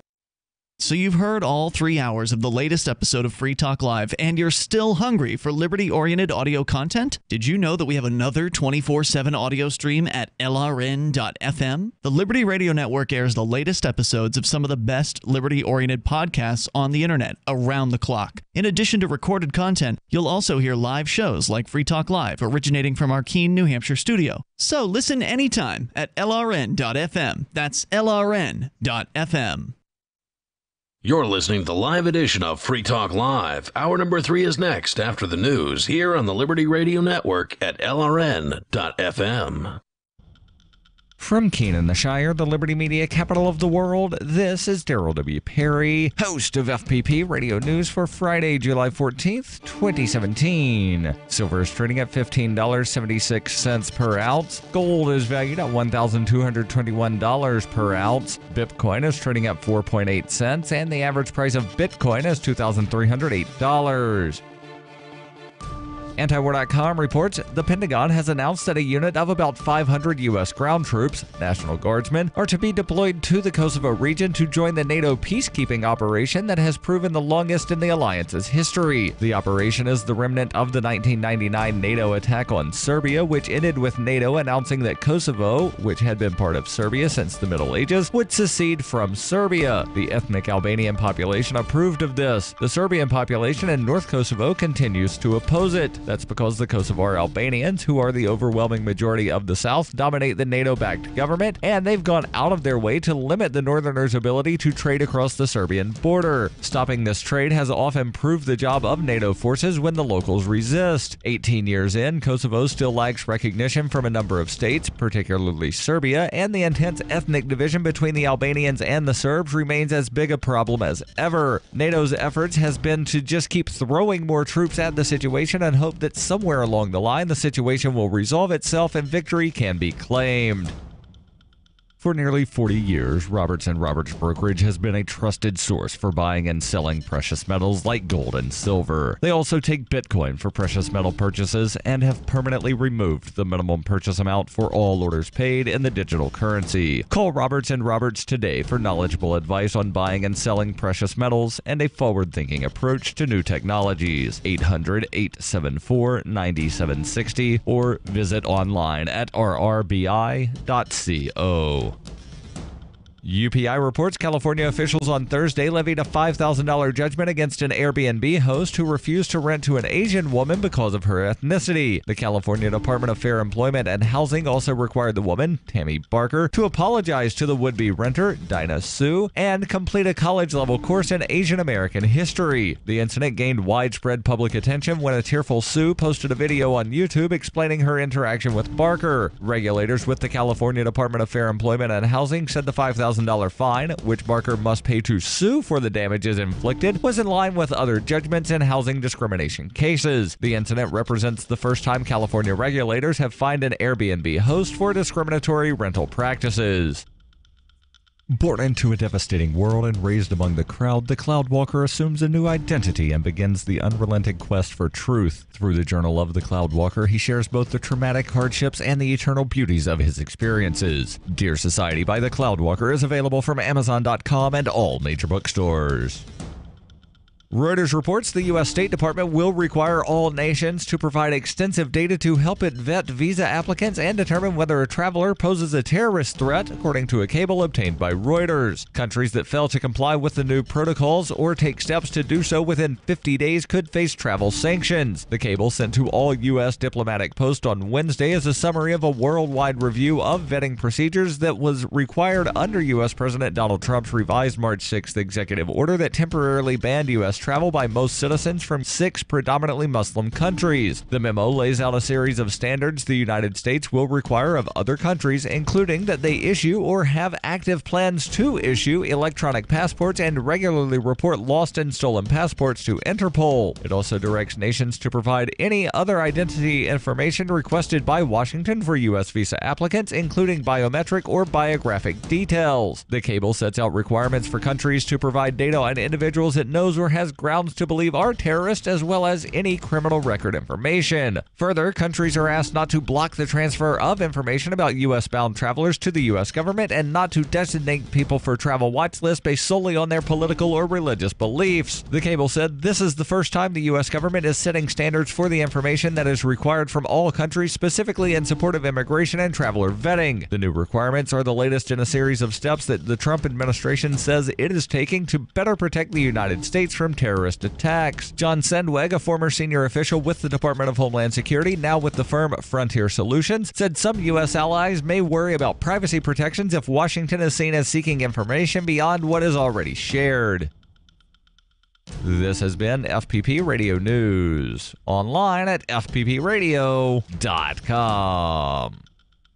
Terror and confusion fell upon the nation this week after nearly 314 million Americans reported inexplicably losing consciousness for 8 hours straight last night, with countless victims helplessly recovering from the fugue-like state with no memory whatsoever of the lost time. Researchers at Princeton University, who have been studying the alarming phenomenon since its inception, told reporters that though they were unable to ascertain the source of the sweeping condition, it appeared to be somehow linked to the setting of the sun. Right now, we suspect that there may be some connection between these sudden blackouts and the visions that some Americans have reported experiencing while they were unconscious. But most of these hallucinations are too abstract for us to draw any definite conclusions from. At this time, we urge people to never turn off their lights and under no circumstances close their eyes for any extended period of...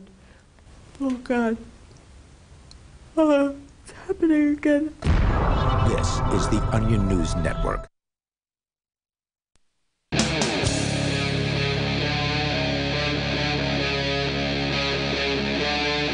Free Talk Live.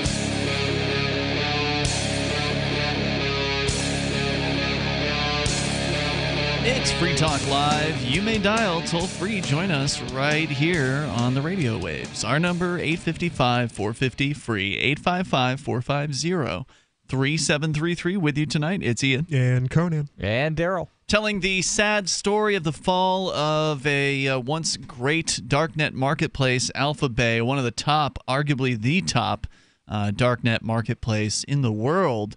For those of you just tuning in, that means that it was a online location that one could go and experience a relatively free marketplace, a place where anyone who had something to sell was able to sell that thing and do it anonymously. Do it to where the seller and the buyer were both anonymous. The operators of the website were also anonymous, although now one of them has allegedly been revealed as Alexander Kazes, a 26-year-old Canadian citizen, or I guess I should say he was a 26-year-old Canadian citizen. He's been found dead in the Thailand jail that he was being held in, pending extradition to the United States on criminal charges. According to the Wall Street Journal, on Wednesday, he was found hanged in his prison cell at the Narcotics Suppression Bureau in Bangkok, Thailand. The death of the alleged Alphabay operator was confirmed by a spokesbureaucrat for Canada's Foreign Affairs Department on Thursday. However, she declined to comment further on the case due to privacy reasons. According to the Bangkok Post, the body of Mr. Kazes was found by a duty officer who noticed a towel hanging from the toilet door in his cell. When the officer entered the cell where the suspect was held alone, he found Kazes dead. Authorities believe the suspect used the towel to hang himself. You buy that one, Conan? I don't know. I don't know enough about this story. I know it wouldn't be the first time someone was found in the back of the cruiser or in the, in the waiting cell to be convicted, beat up. I wouldn't imagine bruises on their necks, or hole in the crack in the side of their head. These things these things happen. Yeah, I mean, certainly the Thailand goons, the cops there, could very well have extinguished this guy. But on the other hand, he may have realized he's going to spend the rest of his life in prison, and he's got or have been executed, because the Thai police and the Thai justice system is not easy on drug dealers. Right. So he probably realized he was going to die soon anyway. And what else was taking place on this site? You said you were talking about the Silk Road had rules against selling anything that would cause harm to other people. Right. So no poisons. No, I believe they had a ban on child pornography. Ban on weapons. Well, then the Silk Road did launch a weapons site called the Armory at some point. It was short-lived. It never took off because it's relatively hard to ship guns through the mail. They were shipping them in pieces. What type of business was this Alphabay? What were they allowing? Yeah. So according to this site that I'm at right now, theverge.com, they were selling drugs. They were also selling firearms, stolen credit card numbers. Yeah. And that's something else that I believe the Silk Road did not allow was personal information. So isn't that interesting? The government, to supposedly send a message, went after heavily the Silk Road administrators, specifically Ross Ulbricht, who now has a double life sentence plus 40 years sentence. Correct. For the dastardly crime of creating this website. And the judge in that case made a big to-do about how she wanted to send a message to the rest of the world and the other operators of these, or potential operators of these markets. This charge, an unfiled charge of which murder, basically for hire. Murder for hire, unfiled charge, which means that some government official somewhere alleged something. They've never formally brought a charge. Right. There's never been a conviction for this charge.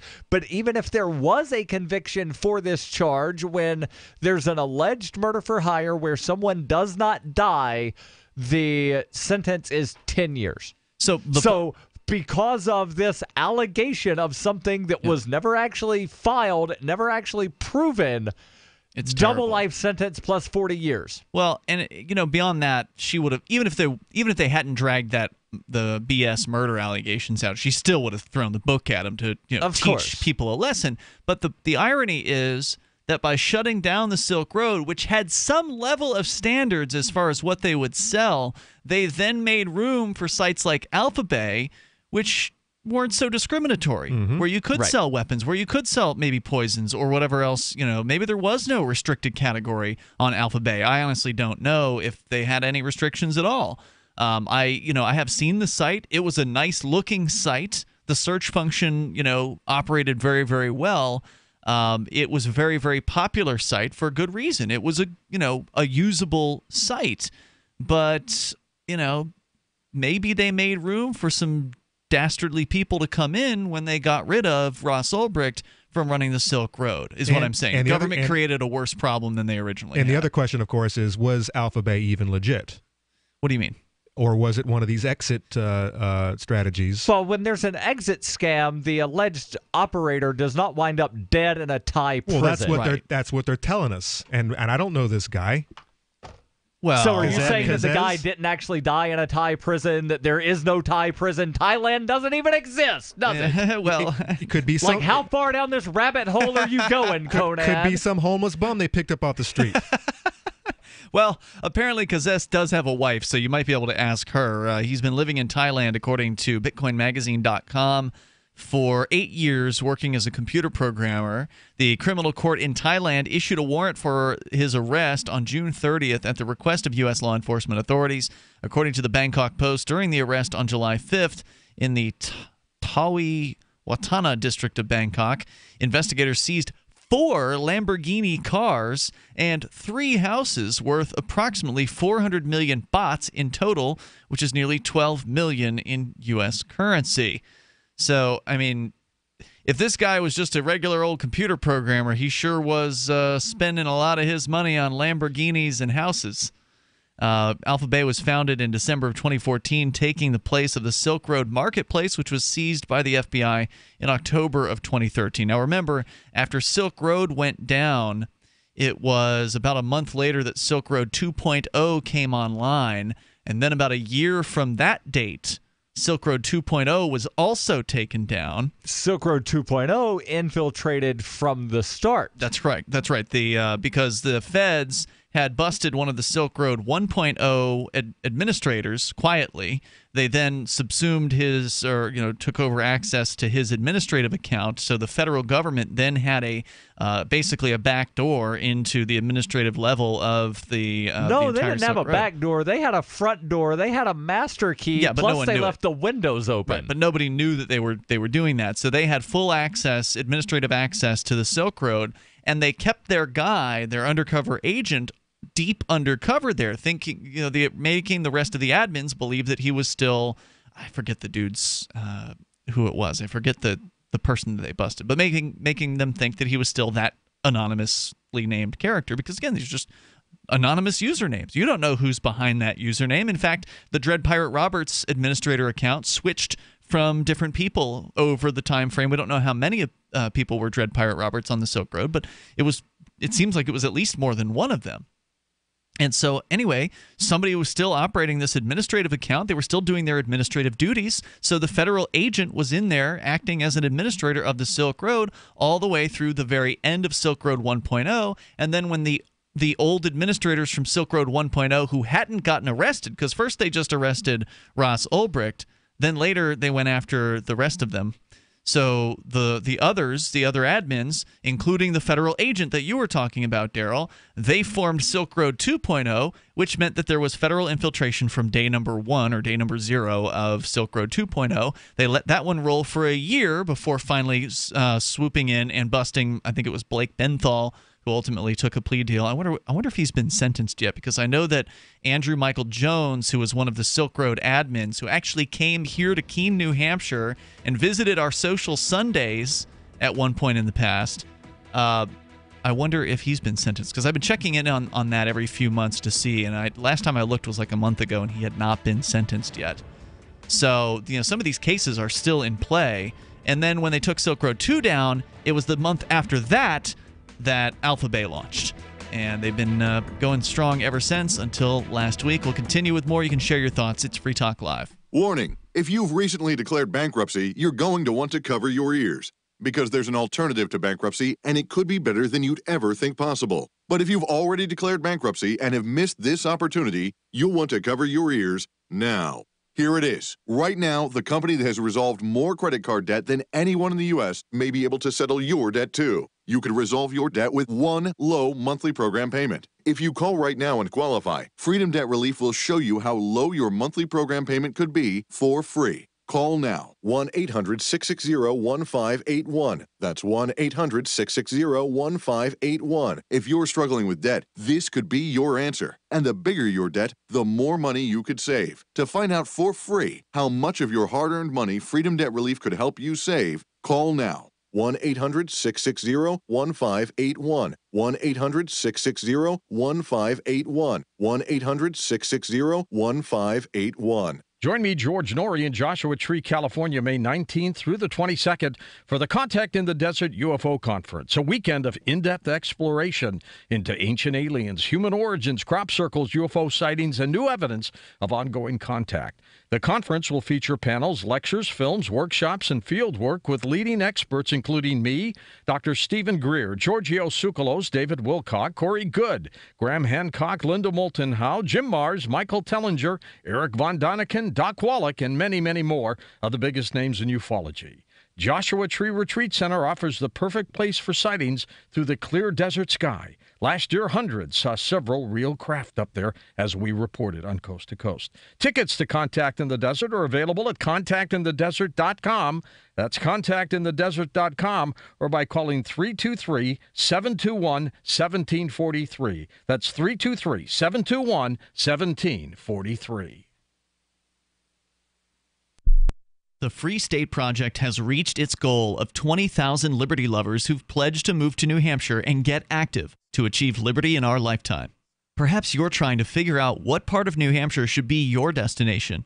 If so, consider Keene. You'll find more than 150 reasons to move to Keene at move.freekeene.com. Keene is famous for its historic, publicity-generating activism, as well as being the liberty media capital of the world. It's home to freekeene.com, New Hampshire's destination for liberty activism, news, and opinion. For years, we've been compiling over 150 reasons to move to Keene at move.freekeene.com, where you'll learn about some of what's happening here and what makes Keene a great place to live. If you love liberty, you'll probably enjoy anywhere you end up in the Shire. But do your due diligence first. Please visit move.freekeene.com for the full list of over 150 reasons to move to Keene. That's move.freekeene.com. LRN.FM is proud to announce our official listening apps for Android and iOS devices. Now you can easily tune into our streams anywhere, anytime on your smartphone or tablet. Just visit apps.lrn.fm or search for LRN.FM in the Android or Apple app stores. Please download, rate us 5 stars, then share the link on your social media, and let your friends and family know how you're listening to LRN.FM. Download it now, free at apps.lrn.fm. We've all heard about blockchain assets like Dogecoin, Ether, and Ripple. Bitcoin isn't the only player in the blockchain game any longer. And for those of us wondering how to get our hands on these digital assets, finally, there's a solution. Shapeshift.io allows you to buy and sell between your digital assets and Bitcoin instantly between your own digital wallets. I've used it with ease. Shapeshift.io. There's no account or email address needed. You send them the crypto you want to sell. They send back the crypto you want to buy. It's that easy. Shapeshift.io. If you enjoy LRN.FM, please contribute to your favorite shows via their websites and become an amplifier at amp.lrn.fm. That's amp.lrn.fm.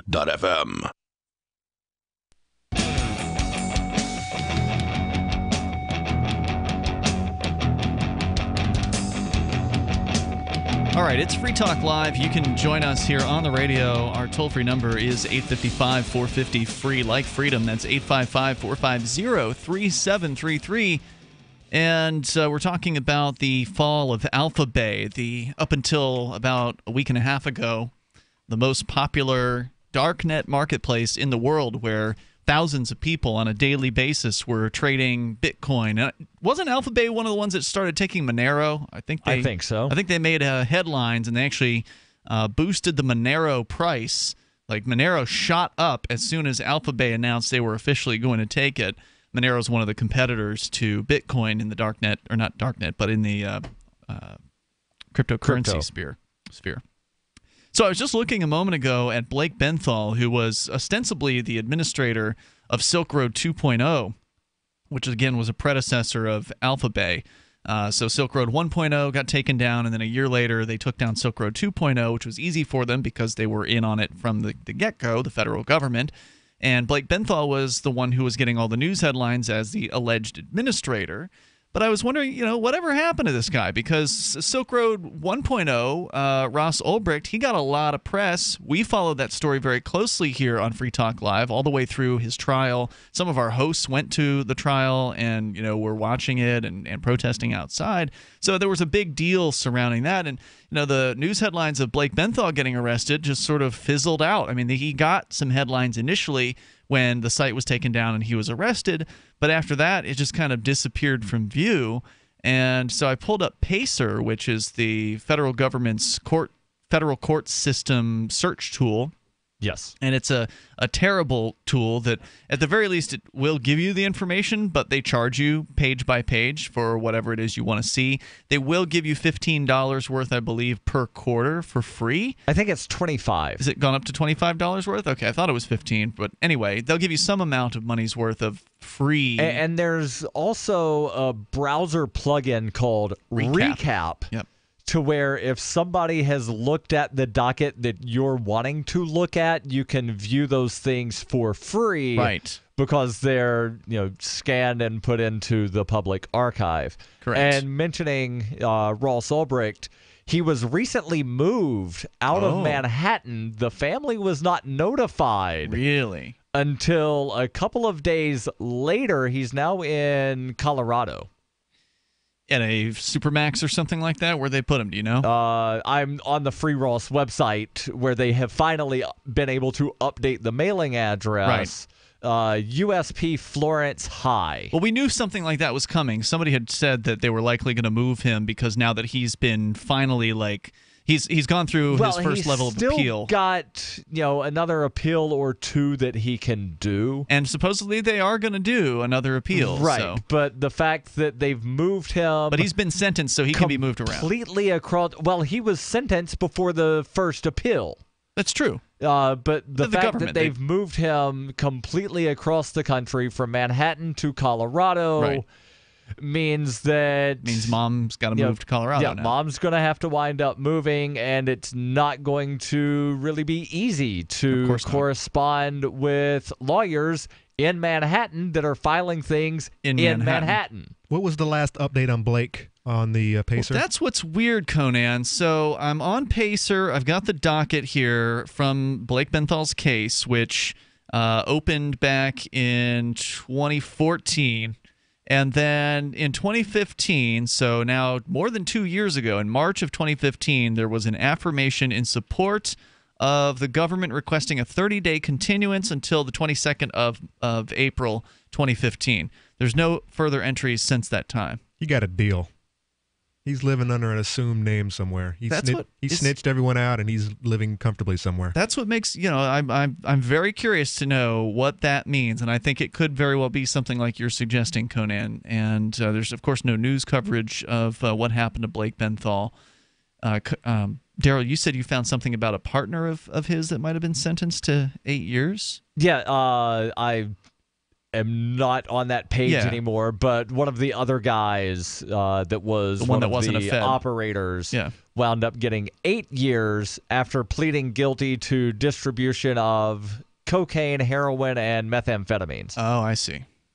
Which, by the way, Ross Ulbricht, the Silk Road founder, wasn't really selling drugs. He sold some mushrooms, allegedly, in the very beginning, just to kind of get the site started. But otherwise, he was just a programmer. So anyway, we're back to the story about Alphabay, which is the latest takedown. They'd existed for about 2.5 years, starting in December of 2014 after the fall of Silk Road 2.0. By the way, there is a Silk Road 3.0 that came after 2.0, and apparently it's still online. I have not been back to that site. I visited it just to, I've checked out a lot of these sites because I'm fascinated by the Darknet marketplaces.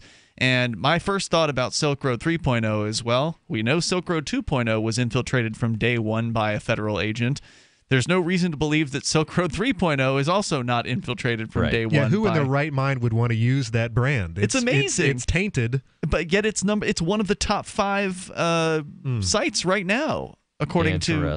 I haven't yet found a list of Darknet sites by listing number, because that would be a way to kind of see who's got the most activity. And that's one of the things that, it's kind of difficult to constantly have an accurate number. You could have a range. True, it's changing day to day. They have somewhere around 20,000. They have somewhere around 200. And I think that Alphabay had close to like 200,000 or 300,000 listings. Really? When they were taken down, which is like 10 times more than the Silk Road ever had. I mean, can you verify that? Because that seems unbelievably large to me. I mean, it's possible, I suppose, because what do we see? A news story recently out of the UK that 1 out of 4 drug users admitted to, when asked, admitted to having bought their drugs on a Darknet marketplace in the last year. Yeah, so it seems like it's been getting much more popular, but hundreds of thousands of listings, maybe over a year, but not in any moment. I'd be shocked by that. And I just looked, that facility that Ross is located in, the USP Florence High, is a high-security federal prison. Okay. There's also a Supermax on the same complex. Got it. But they're differentiated, so there's Florence High and Florence ADX. So Alphabay was founded in December of 2014. Andrei Borisovich, the director of the threat intelligence company Recorded Future Incorporated, told the Wall Street Journal that Alphabay not only focused on the sale of drugs, but also allowed the advertising of products and services that other underground markets prohibited, such as stolen credit card numbers and online fraud tutorials. The researcher stated Alphabay sold more than $5 million worth of stolen credit card information in the first half of 2017 alone. Nicholas Christian, an associate research professor at Carnegie Mellon University studying underground marketplaces, said the total sales on Alphabay had an average of $600,000 to $800,000 per day. And I did verify there's actually a website, alphabaymarket.com, that says that Alphabay Market had more than 225,000 listings. That's amazing. 150,000 of them were drugs. At one moment. At one point in time. Yes. Presumably right before they got taken down. Yes. That's incredible. The toll-free number here tonight, 855-450-FREE, like freedom, 855-450-3733. We continue here. Who will be its successor? Will it be Dream Market? Will it be Silk Road 3.0? Who is the number one site now? Those are two of the top ones. Hansa Market, also one of the top ones. I'm not sure which one of those has the top number of listings. More coming up here. This is Free Talk Live.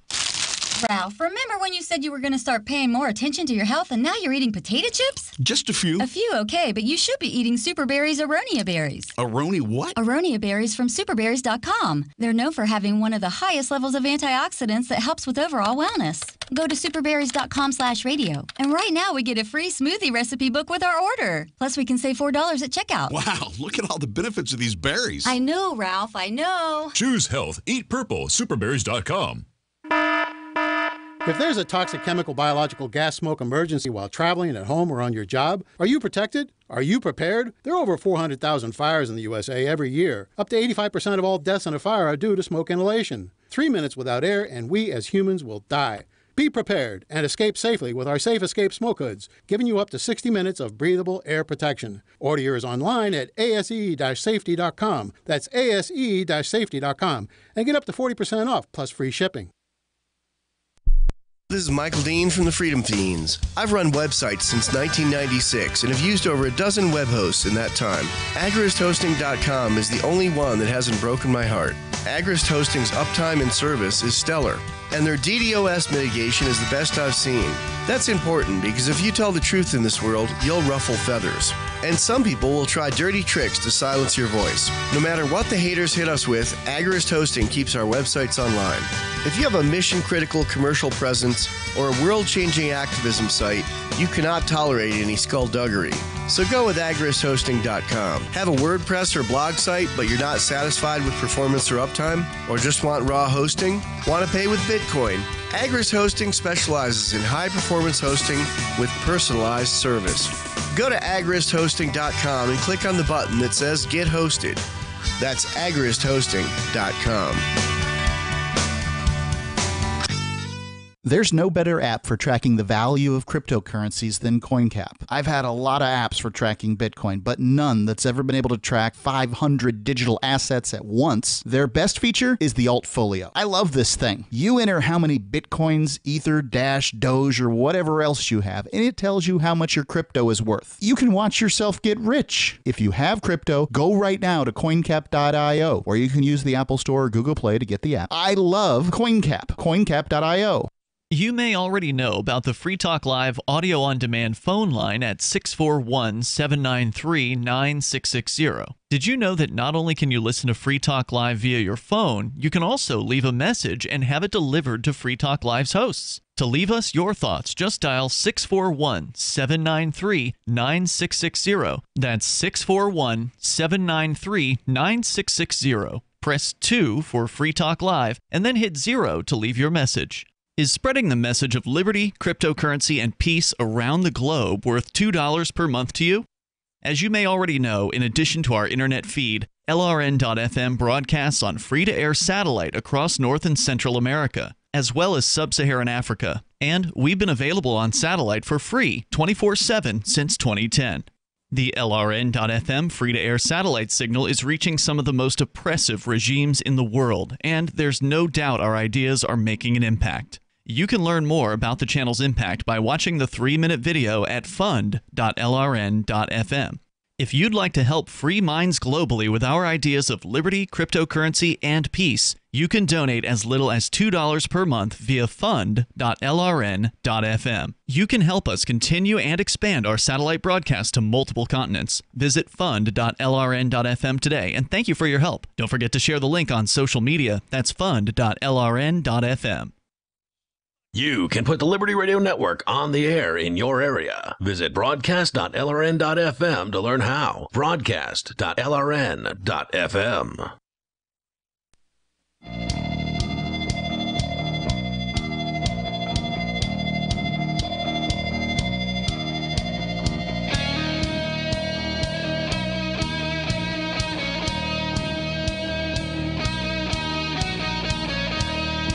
Hey, it's Free Talk Live. We're talking about Darknet marketplaces, one of the more fascinating technologies out there in the world that I'm a big fan of because I think it's saved people's lives. I think that Darknet markets have brought a level of safety to black market drug transactions that have never existed prior to the Darknet markets because they brought a level of competition that never existed where vendors from around the globe can compete for international business instead of just, whatever street drug dealers there are who might be fighting with violence over turf in, let's say, cities like Chicago or wherever.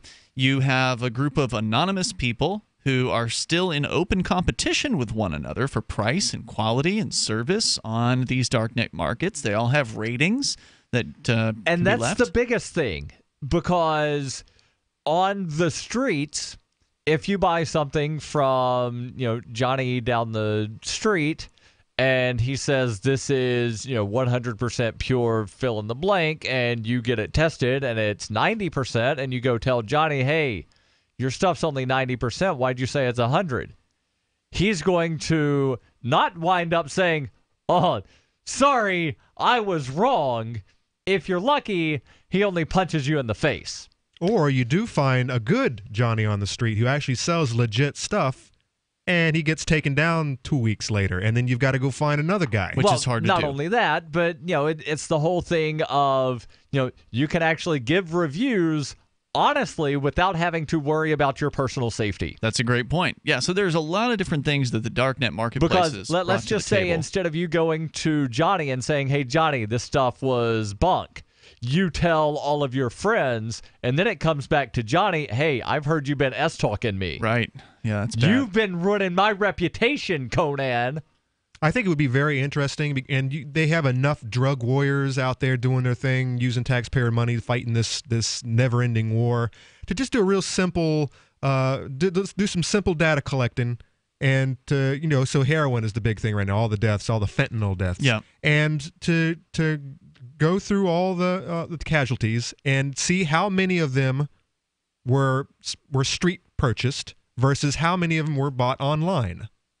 I just want to see those stats. I would be willing to bet. I would be willing to bet that hardly any of them come from people who have done their due diligence, their research, and have bought online from reputable merchants. Yeah, most of that stuff is going to be the real deal because they have to compete in that marketplace. Even though they're anonymous, they still have that reputation they need to uphold because they want to keep getting business from people. So I think the Darknet marketplaces really, they don't get the respect that they deserve. And of course, obviously, drug warriors aren't going to give them respect. Right. But they have saved, I'm certain they have saved lives. The only question is, how many? And I suspect it's more than you probably might imagine.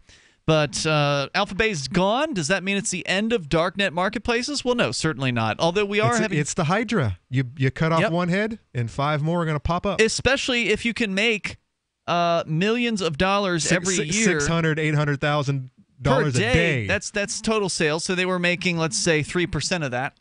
Alphabay was making 3.5% commission, according to Deep.web. Dream Market makes 4%. So yeah, even at $600,000 per day, at 3.5%, that's a cool $21,000 per day. Times 365. They don't take time off. That'll get you a couple Lamborghinis and $7.6 million in 1 year. That's not too shabby, right? Not bad at all. But unfortunately, a lot of these guys, they don't know when to quit. And so the dude had 4 Lamborghinis, 4 houses in Thailand.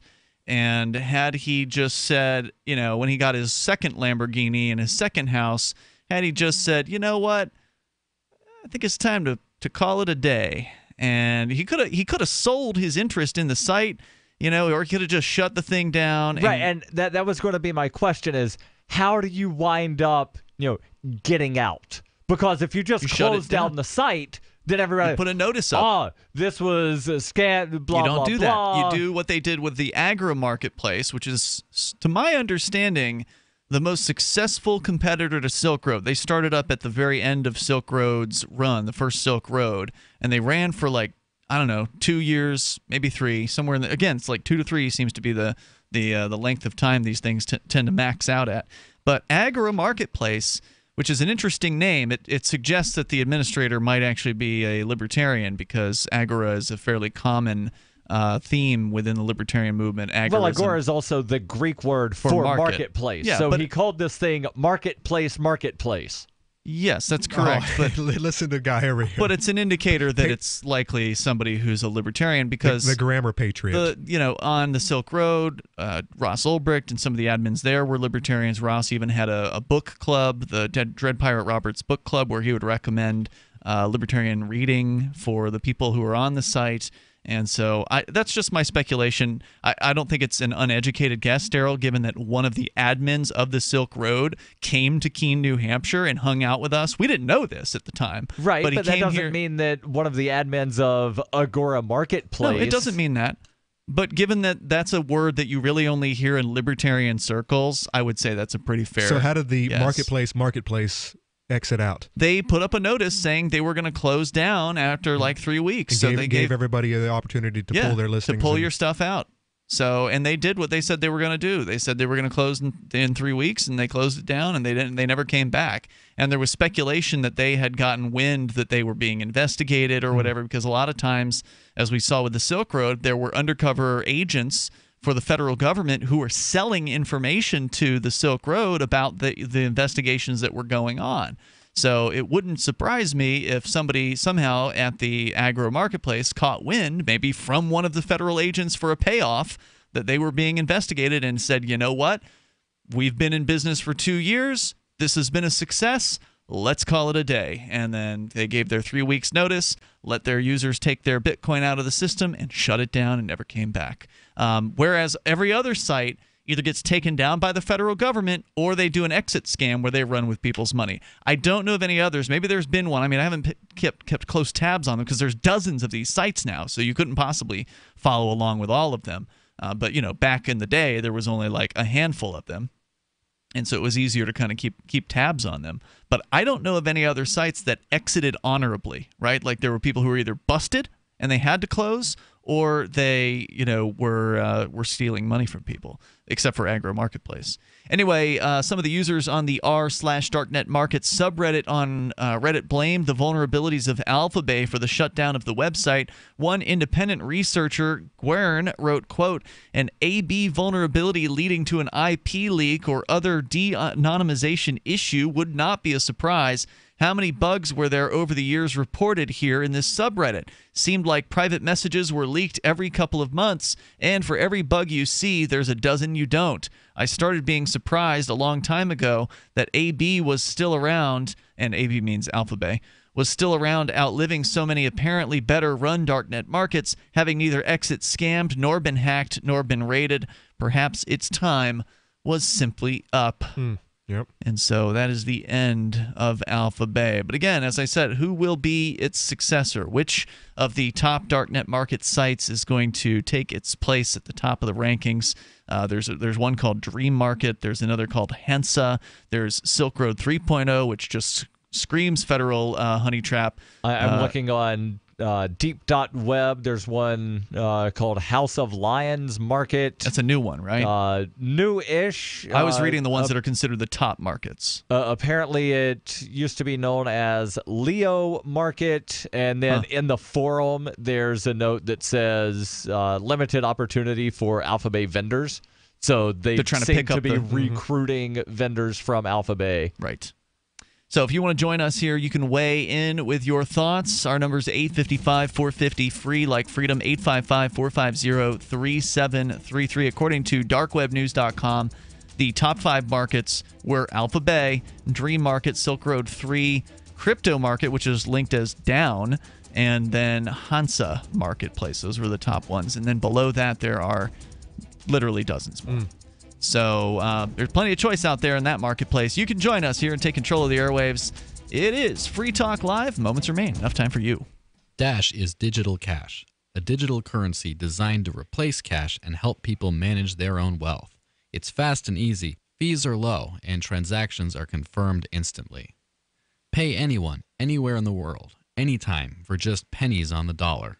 Dash is the first digital money that's governed by its users. Join Dash and help us build a better financial system for everyone. Find out more at dash.org. That's dash.org. DVD, books, music, instruments, periodicals, computers, software, electronics, photo, cell phones, office products, home and garden, bed and bath, furniture, kitchen, pet supplies, automotive, hardware, apparel, shoes, jewelry, grocery, healthcare, sports and outdoors, toys, games, used, and more. It's a department store at your fingertips. Shop.freetalklive.com. Get all your shopping done, get a great deal, and a portion of your purchase goes to benefit Free Talk Live when you enter Amazon via shop.freetalklive.com. Will the government protect your family from Iran and North Korea's newest weapon, EMP? We buy guns to protect ourselves, home, health, and car insurance for accidents. Maybe you also have food storage. But how would you keep your refrigerator running in a long-term EMP blackout? Using tested military designs, the Solarc EMP-hardened solar generator protects and powers your critical appliances for years without burying items underground or wrapping them in aluminum foil. Unlike other preps, Solarc is used every day to help offset your electric bill automatically. Visit PortableSolarLLC.com to learn how easily expandable the system is. Solarc is the most affordable and powerful solution on the market. The whole system even fits in the back of a pickup or SUV and can install in less than an hour. See for yourself why Solarc beats other off-grid systems at PortableSolarLLC.com. Don't wait for the government. Go to PortableSolarLLC.com to learn why Solarc is energy insurance for your family. After visiting his girlfriend of 2 years at her workplace to deliver an unexpected threat for Valentine's Day, violent and controlling boyfriend Matthew Strachan spoke to The Onion about remaining a devoted and committed abuser. On a special day like today, I like doing something extra malicious for Mallory, just so she knows that I've been thinking about hurting her. I mean, you should have seen the look on her face when I came and surprised her at work today. It was so great. I mean, she had no idea I was going to come to her office to belittle and frighten her. I mean, I wanted to do it in front of her friends to really humiliate her. Strachan added that while he doesn't always get a chance to inflict harm on Mallory, he tries his best each and every day to create an environment of sustained physical and emotional abuse to leave her feeling completely alienated and powerless. Just wait till she sees what I have in store for her tonight. I love Valentine's Day. For more on this story, check this week's Onion Review.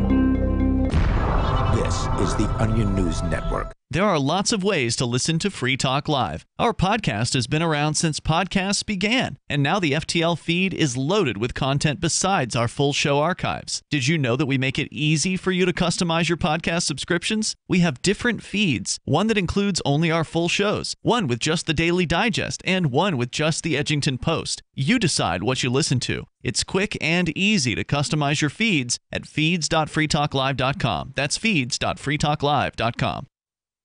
When you hear the word lobbyist, you probably think about greedy corporations, but not all lobbyists are the same. Some are fighting for the freedoms you hold dear. Liberty Lobby LLC is doing just that in New Hampshire, working hard to represent you, not some special interest group. You can help by going to libertylobby.info, where your contribution will give us the tools we need to ensure that your voice is heard. Visit libertylobby.info today to find out more. You can connect with the Liberty Radio Network via our Facebook page at facebook.lrn.fm. That's facebook.lrn.fm.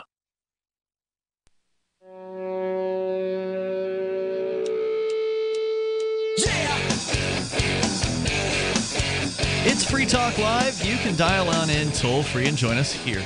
And take control of the airwaves at 855-450-FREE. Like freedom, that's 855-450-3733. I should mention that the Free Talk Live AMP program does accept Bitcoin.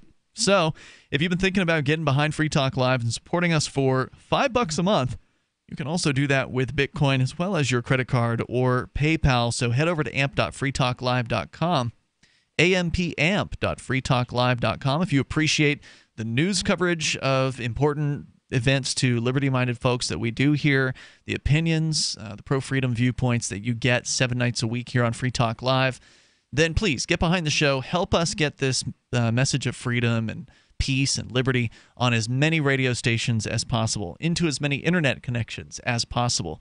Just go to amp.freetalklive.com to get signed up there. And again, you can use PayPal, credit card, Bitcoin. You'll get perks like access to the AMP-only call-in lines, the AMP-only podcast, and the AMP-only Facebook group, and more. Go get all the details and get signed up.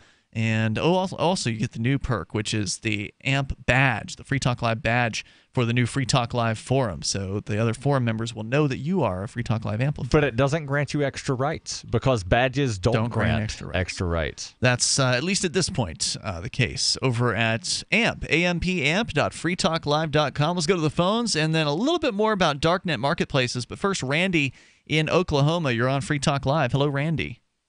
Hey, what's your all's background? I mean, your bios and what you are, about how you feel about our security. And I mean, I was listening the other night, and all you guys really want to do was bash police forces. I don't understand it. Well, first of all, that's not all we want to do. We are frequently critical when the police do the wrong thing, but if the police get it right, then I will, be the first to praise them for getting it right. I've actually helped the police conduct real criminal investigations here in Keene, New Hampshire, when they were actually looking for real criminals who hurt real people.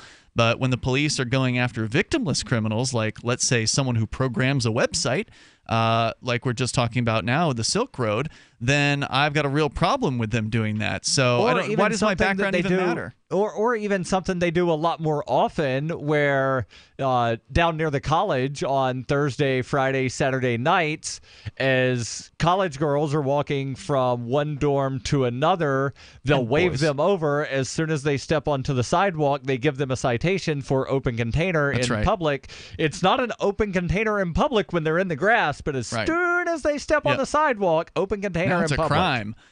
So, yeah, when they harass innocent, peaceful people like that for non-crimes or victimless crimes, that's when I got a problem with that. And I don't see what my background has anything to do with me having an opinion about that. I was just asking because, I mean, I listened to you guys. I have for about a month now, and it just seems like there's a lot of talk going on with not a lot of knowledge. Well, what would you say we're ignorant about, please? Well, I didn't say ignorant. I just said there's not a lot of knowledge. Well, when you don't have knowledge, that's ignorant. That's the definition of ignorant. And you guys always talk over people, too. That's always a plus.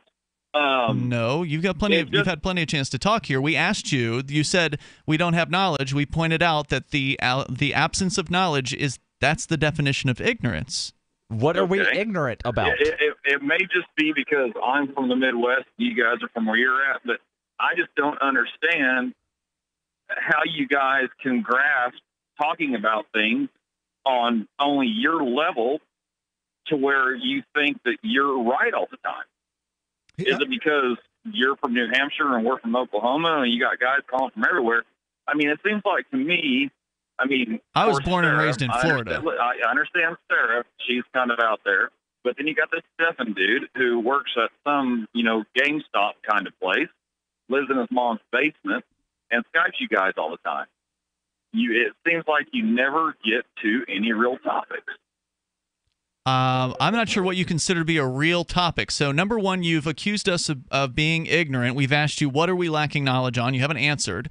But now you're claiming we don't talk about real topics. We spent the entire first hour talking about this new cable that the U.S. government sent to every government around the globe, saying, give us information on every person that's bound for the United States, or else we'll put sanctions on you. Right, and then that seems to be a real topic. And then in the last hour, we've been talking about. You guys are okay with anybody just coming in and wanting to do whatever they want here? I understand people coming here for vacation.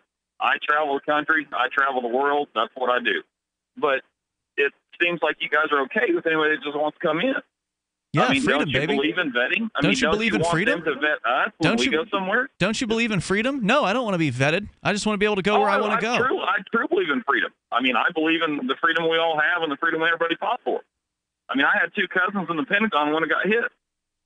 Well, you either believe in freedom or you believe in having to bend over for the government. Which one is it?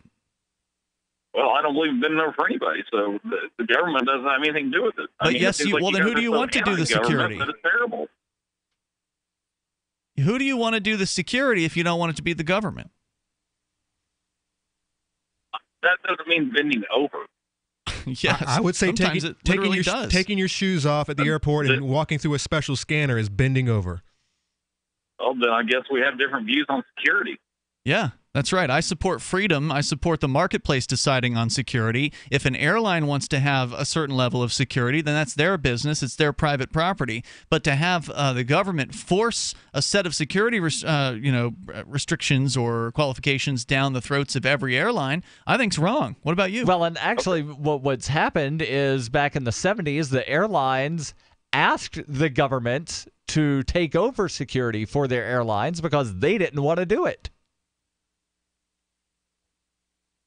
You there, Randy? Then I'm here. I guess we're kind of at a stalemate then. Okay, well, we can disagree about that, but you also said, we're not talking about real topics, so there was one that Darryl gave you as an example. But the other thing is, we've been talking about these darknet marketplaces, which are a very important topic to those of us who want to see an end to the insane war on drugs. And the conversation always goes to whoever calls in. I mean, Stephen called in, and we talked about that for 10 minutes, but then Jimmy called in. I know, but I'm a low-tech redneck, so this darknet market stuff, I have no clue what that means. Well, that's why we learning explain a lot from you guys, and I do appreciate that. Well, that's why we always take the time to explain, what these things are. We explained the darknet markets and what they are when we started the discussion. And as Conan just pointed out, it's open phones every night. So if you feel like we're not covering the important issue that you want to hear commented on, then it's up to you to call in and bring it up. So what do you think? What's your number one issue right now, Randy? What is it honestly, you don't want to know my issue, but no, I enjoy listening to you guys go back and forth. I'm on a tractor in the middle of a field right now working for you guys. Well, I appreciate that. I really enjoy the conversations you guys have. I just wish I was more knowledgeable about where you're at on stuff. Well, okay, that's okay. That's why we're having these conversations. I'm learning stuff from you guys. And we learn things from our callers. I mean, I've learned a lot from our callers over the years. And so, hey, we want to make sure that we're communicating when we are talking about a newer concept like a darknet market or a Bitcoin or something like that. It's always very important to me that we can do our best to try to boil these issues down, which can be very technical. And because I actually Googled the Bitcoin stuff the other night about 11 o'clock, and I learned a lot about it. Yeah. So, we just don't know about, or I don't know if there's a lot about that stuff going on here in Oklahoma where I'm from. There's actually a medical facility in Oklahoma that accepts Bitcoin. Which one? Do you know? I forget the name of it, but we talked about it very briefly last night. And actually, one of our friends, Pete had a surgery there a couple of years ago. And he paid in Bitcoin. Yes, for that. He did. Of course, the one night I wasn't listening, you guys talked about something there. So here, just consider this an open invitation. I know you're, a busy man. You're working out in the field. I get that, and I appreciate that. I'm glad that, somebody's out there feeding us. So, there's definitely some appreciation there. Thank you for your service. And we don't have to agree to have a conversation and to try to, learn what each person believes about various different issues. So, consider an open invitation. If you get a break on the tractor for, a few minutes, call in. Frequently, our weekday shows are wide open phones. So, that's why Stefan gets in every night, because there's nobody else on home. There's no one else on hold. Sarah. And Sarah. I mean, that's why you keep hearing from the same people. That girl needs some help. Even though we are, she's getting plenty of help from the welfare department. But that's not the help he's saying. I get you. But we love hearing from people that disagree or with questions or whatever. So consider it an open invitation. Even though this is a national radio show, even though we literally have 170 radio affiliates from coast to coast, they're not all on at the same time. So some take us on Saturdays, some take us on weekdays, some take us delayed, some take us live. So how many of them are actually live, I don't know. But the participation level, we'd love to have that increase, and especially we'd love to hear from people that don't always agree. So with that, cool. I appreciate the invite, and tractor drives itself, so I will be calling you guys. Perfect. All right, thanks, Randy, for the call tonight. I want to know more about these self-driving tractor things. Another night, especially because like John Deere is saying, you can't work on your own tractor because intellectual property. Let's talk about that. What would Sarah think about self-driving tractors? Watch out for the kangaroos. See you tomorrow. FreeTalkLive.com. Since time began, tyrants have taken aim at personal liberties. Now there's a movie that aims back. The government has no more right to tell us what to put in our bodies than they have to take our guns or tell us what books we can read. 6 drug police were eaten by bears while raiding a marijuana farm. On your knees, you dirty hippie! Jesus. On your knees! What's the problem, officer? Today, many cops who enforce pot laws do so only because it provides them with cushy jobs, good benefits, and a chance to push people around. I was an undercover narcotics officer. The drug war is nothing but a farce. The Second Amendment says you gotta keep you and your gat intact. Guns and Weed, The Road to Freedom. A film by Michael W. Dean and Nima Vadadi. DVD available now at gunsandweed.com or on Amazon. That's gunsandweed.com. Makes the perfect gift. Remember, that's gunsandweed.com.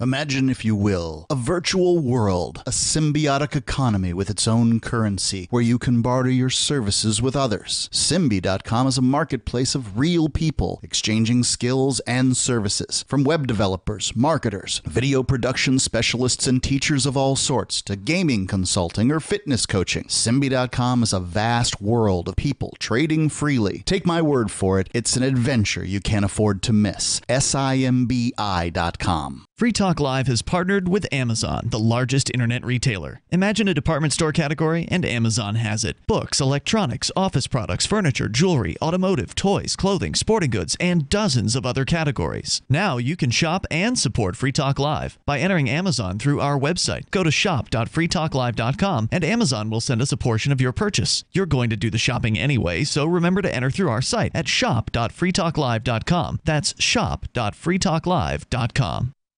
The Torchwood Report is coming up next, live after the news on the Liberty Radio Network at LRN.FM.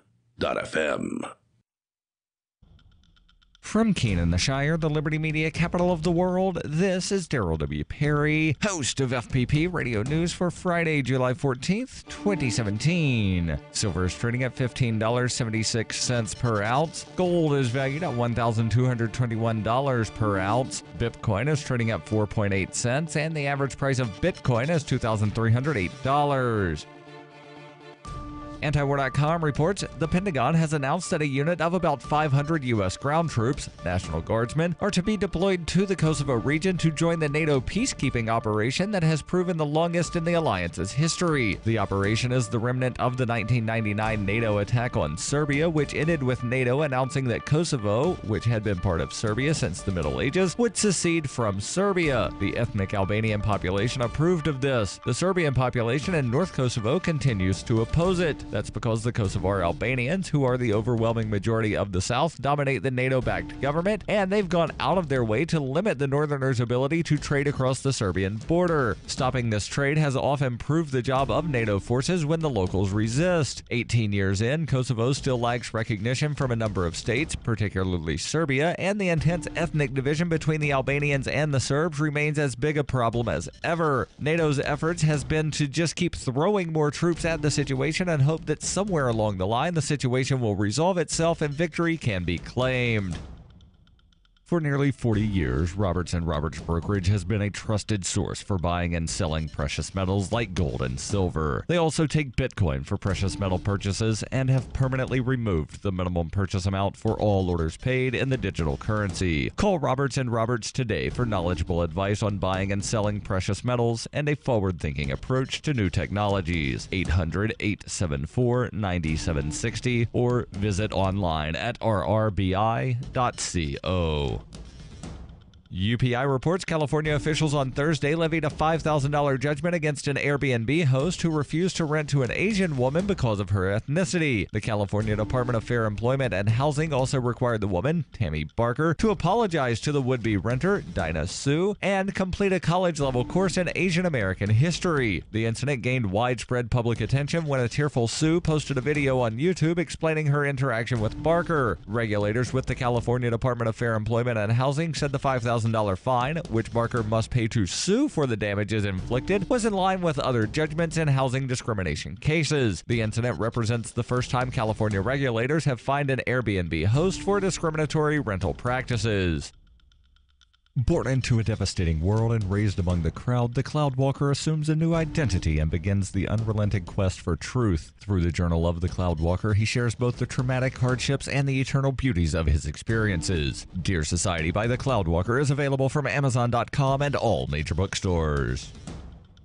Reuters reports the U.S. State Department will require all nations to provide extensive data to help it vet visa applicants and determine whether a traveler poses a terrorist threat, according to a cable obtained by Reuters. Countries that fail to comply with the new protocols or take steps to do so within 50 days could face travel sanctions. The cable sent to all U.S. diplomatic posts on Wednesday is a summary of a worldwide review of vetting procedures that was required under U.S. President Donald Trump's revised March 6th executive order that temporarily banned U.S. travel by most citizens from 6 predominantly Muslim countries. The memo lays out a series of standards the United States will require of other countries, including that they issue or have active plans to issue electronic passports and regularly report lost and stolen passports to Interpol. It also directs nations to provide any other identity information requested by Washington for U.S. visa applicants, including biometric or biographic details. The cable sets out requirements for countries to provide data on individuals it knows or has grounds to believe are terrorists, as well as any criminal record information. Further, countries are asked not to block the transfer of information about U.S.-bound travelers to the U.S. government and not to designate people for travel watch lists based solely on their political or religious beliefs. The cable said this is the first time the U.S. government is setting standards for the information that is required from all countries, specifically in support of immigration and traveler vetting. The new requirements are the latest in a series of steps that the Trump administration says it is taking to better protect the United States from terrorist attacks. John Sendweg, a former senior official with the Department of Homeland Security, now with the firm Frontier Solutions, said some U.S. allies may worry about privacy protections if Washington is seen as seeking information beyond what is already shared. This has been FPP Radio News, online at fppradio.com. Well, folks, look who came crawling back to Pennington. That's right, Jeff Statsky. Just 4 years after leaving town to make it as a songwriter and musician on the East Coast, Mr. Hot himself, Jeff Statsky, has returned. Locals are simply stunned that Mr. Ambition himself would deign to move back to Pennington, the town he once said, quote, wasn't big enough for his music. Tuffy's Bar is even planning a welcome home party for the would-be Bob Dylan. We got a nice cushioned stool for his precious little East Coast ass. Hey, Jeffy boy, we got the radio on. We're still waiting to hear that big song of yours. Where is it? Local business owners say Statsky might have just as hard a time finding work here in Pennington as he did when he was trying to be a dainty little songsmith in Coolsville.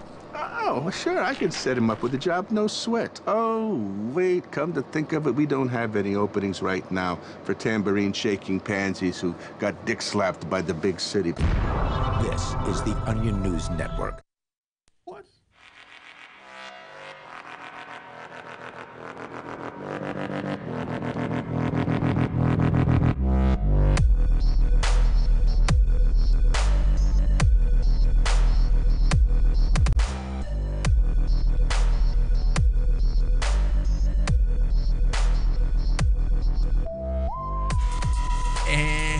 Welcome to the show tonight, guys. This is the Torchwood Report. I am Matthew Taylor, sitting alongside Bill Godin and Jeff, the one true Niz Nijo. It is July 14th, 2017, and we have an action-packed show for you tonight. But before we jump into any of that, I'm going to kick it over to Niz with a little business. Niz? This broadcast is covered by the BIPCOT no government license. This means that you are free to use or rebroadcast portions or segments of this show so long as you are not an agent or advocate for government. If you fail to heed this warning, you will be socially shamed. For more information, please go to bipcot.org. That's bipcot.org. And for the very first time tonight, I'd like to announce that we do now have a call-in line. It is experimental. How exciting. That's right. Yay. Oh, we've only been promising this for months. Since the show began. We're almost it is Democrats. Right. So I just want to put it out here that it is experimental. We've done some testing, make sure that it works. We're not 100% on how the audio quality is going to be on this call-in line. There may be some tweaks and some things that we have to alter or adjust. But we are going to launch it on this evening's broadcast. That number, if you would like to call in and tell me that I'm a jerk, that Matt is right about everything, and which you should. Or that you'll love the way that Bill's buttery, smooth, creamy voice sounds over the radio, you can do so by giving us a call at area code 903-218-2081. I'm dialing right now to tell you that. That's right? counterintuitive. And, we'll put that number out throughout the show, and we'll see how it goes. One thing to remember is that we can only take one call at a time, so if you do call and the line is busy or it continuously rings, it's probably because we have another caller, but we will get to you as soon as humanly possible. So don't give up. If you try to call and it rings incessantly or you get a busy signal, we will get to you. Just keep trying. It's so exciting. Now I'm going to go through a quick rundown of things that we'd like to mention but don't want to spend a whole lot of time on because it's absolutely not worth it. Here comes the extras. Right. So apparently we're all Russians now. As you may have known if you're watching television news, whether it's the big cable networks or your local news. This week's big story was the Trump Jr.'s alleged Russian collusion. And what I'd like to say first off about this is it's absolutely baloney. There's nothing there. No matter how desperately the left tries to manifest something, all it does is highlight the massive hypocrisy on both sides of the political spectrum. The media highlighting this non-story about Trump and Russia and then completely ignoring the story about the Hillary uranium sale that benefited the Clinton Foundation when she was Secretary of State, totally ignoring the DNC and Clinton campaign collusion with the Ukraine during the same 2016 election cycle, not to mention the wake of dead bodies left behind the Clinton machine over the years. Oh, that's not real. Trump, Russia, or Kremlin Gate, as the cucks are calling it now. It's crap. It's a giant distraction from what's actually happening. And if you want to know what's actually happening, the DNC is imploding. Oh, Hillary is a few fries short of a Happy Meal. Bernie and Jill Sanders are under investigation. Leftists are turning violent, and the Democrats are scrambling to figure out some way to plug the holes in a sinking ship with the Russia narrative. What they're not seeing is that this is exactly why Trump got elected in the first place. True. Truth of the matter is that the Russian narrative is backfiring on the left by further galvanizing the right behind Trump. And now, two leftists have initiated articles of impeachment against Trump. Have you thought this through? Because if by some friggin' miracle long shot you're successful, do you want President Pence? Because this is how you get President Pence. No, God, no. Right. We don't want that. You think Trump is bad? Trump is at the very least entertaining. Look, he might be a dope, but he's an entertaining dope. Trump is straight up 100. Straight up. So now the left is coming out saying it's not just Trump. It's basically the entire right that's guilty of Russian collusion. If you used Russian dressing on your salad, you are guilty of treason. Everyone is a Russian hacker now. Get up right now and go look in the mirror. You want to know what you see? According to the left, you're looking at a Russian hacker. How nuts. These people are friggin' sniffing glue. Can we just, listen, Bill, Matt, I want to ask something. Can we just fire up the helicopters already and call Triple H? And I don't mean Triple H the wrestler. I mean Triple H Hans Herman Hoppe. Because these people need to get chucked. These people don't realize that. And I honestly think that they're trying to start a real, no shit civil war. Yep. Real. And you know what? Speaking of civil war, do you see this? Larry Sharp, he was the second runner-up for the VP for the Libertarian Party for the presidential election last year. Yep. Well, Larry Sharp now is Sharp. He's a candidate for governor of the People's Democratic Republic of New York, and he says, prepare for the meme war. Larry Sharp, a businessman from New York who sought the Libertarian Party's nomination to be the VP candidate on the Libertarian ticket last year. Sharp, who gave Massachusetts Governor Bill Weld a good run for his money, came just short of the nomination on the second ballot. Now, he has announced that he is, as I said, running for governor of New York in 2018, and he thinks that he can win.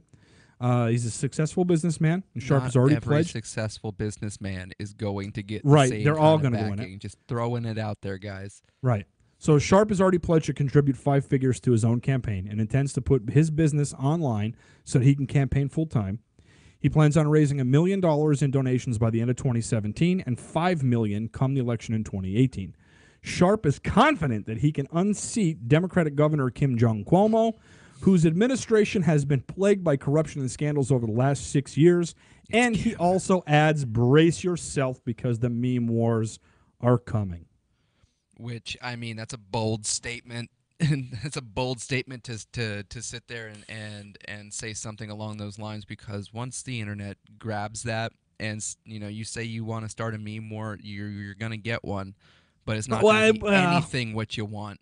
It's not going to be anything close to what you want. Or it's going to be like the U.S. military going to fight with Somali pirates because we all know the left can't meme. That ended well for the Somali pirates. Well, we've got a few more in just a couple more minutes, so let's let's keep rolling. Yep. The left is pushing this story now that we've entered an age of anti-intellectualism because a recent poll shows that Republicans think that the institutions of higher learning have become a danger to America. Pulled an article from both Salon.com and MediaMatters.org. Both say that America hits peak anti-intellectualism. Majority of Republicans now think college is bad. What I'd like to say to Salon.com and to Media Matters and the rest of these lunatic leftists is that it's not that the right is saying colleges are bad. It's that they're against, it's not that the colleges are bad and that they're against higher learning or intellectualism, you lying leftist cucks. It's that colleges and universities have become very expensive leftist indoctrination camps where good people send their kids to become homegrown, self-hating, left-wing domestic terrorists. It's not anti-intellectualism. It's anti-left-wing potatoism. That's the problem. Now, so I got one more, Matt. Can I toss this one more out here? I really want to talk about that one, but at the same time, you've got one from Texas that we have to talk about. Right, I have one from right here in my home state, Texas. Come September 1st, Texans will be able to carry swords and other long knives in public. It's medieval Texas coming. Republican Governor Greg Abbott signed into law House Bill 1935, which allows any weapon with a blade longer than 5.5 inches to be carried in public. That would allow swords, daggers, machetes, stilettos, long knives, including Bowie knives, and spears to be carried in public. This is fantastic. Right. So make sure Texas is coming to us all. Right. Make sure that you stick around because after the break, we're going to be coming back with 90210 ISIS and the Hollywood Taliban. Please stick around. We'll be right back.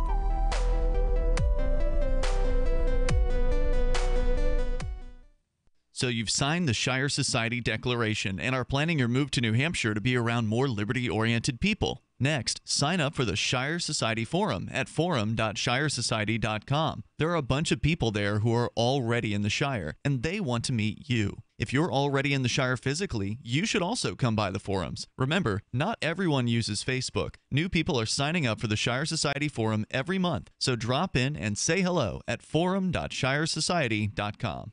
Is spreading the message of liberty, cryptocurrency, and peace around the globe worth $2 per month to you? As you may already know, in addition to our internet feed, LRN.FM broadcasts on free-to-air satellite across North and Central America, as well as Sub-Saharan Africa. And we've been available on satellite for free 24/7 since 2010. The LRN.FM free-to-air satellite signal is reaching some of the most oppressive regimes in the world, and there's no doubt our ideas are making an impact. You can learn more about the channel's impact by watching the 3-minute video at fund.lrn.fm. If you'd like to help free minds globally with our ideas of liberty, cryptocurrency, and peace, you can donate as little as $2 per month via fund.lrn.fm.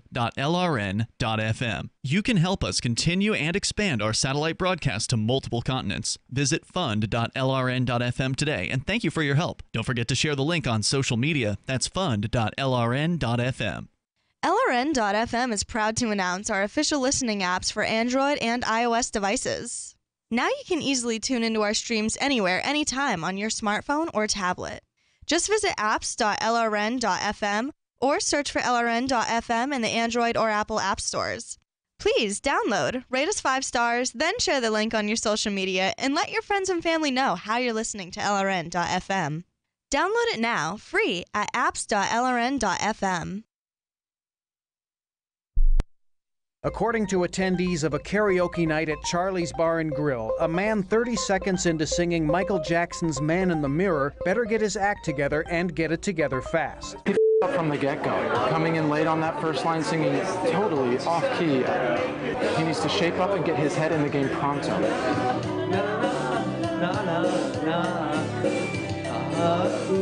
Honestly, he needs to get serious right now or get the f off the stage. I mean, what does he think this is? Living on a prayer? Claiming that this is turning into a train wreck, eyewitnesses say they are embarrassed for the man who has missed several key words despite staring at the prompter the entire time. You know, he could hit every last note for the remainder of the song, and I still don't know if that would be enough to turn this thing around. Man in the Mirror is the big leagues, so you better show up with your A game.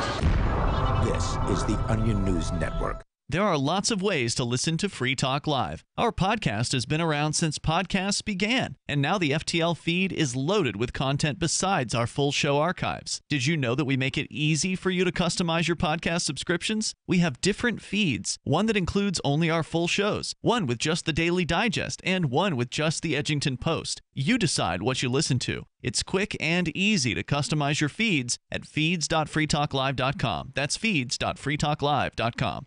The new 4th edition of Healing Our World, The Compassion of Libertarianism, will take your understanding of liberty to a deeper level and has over 1,300 updated references, new cartoons,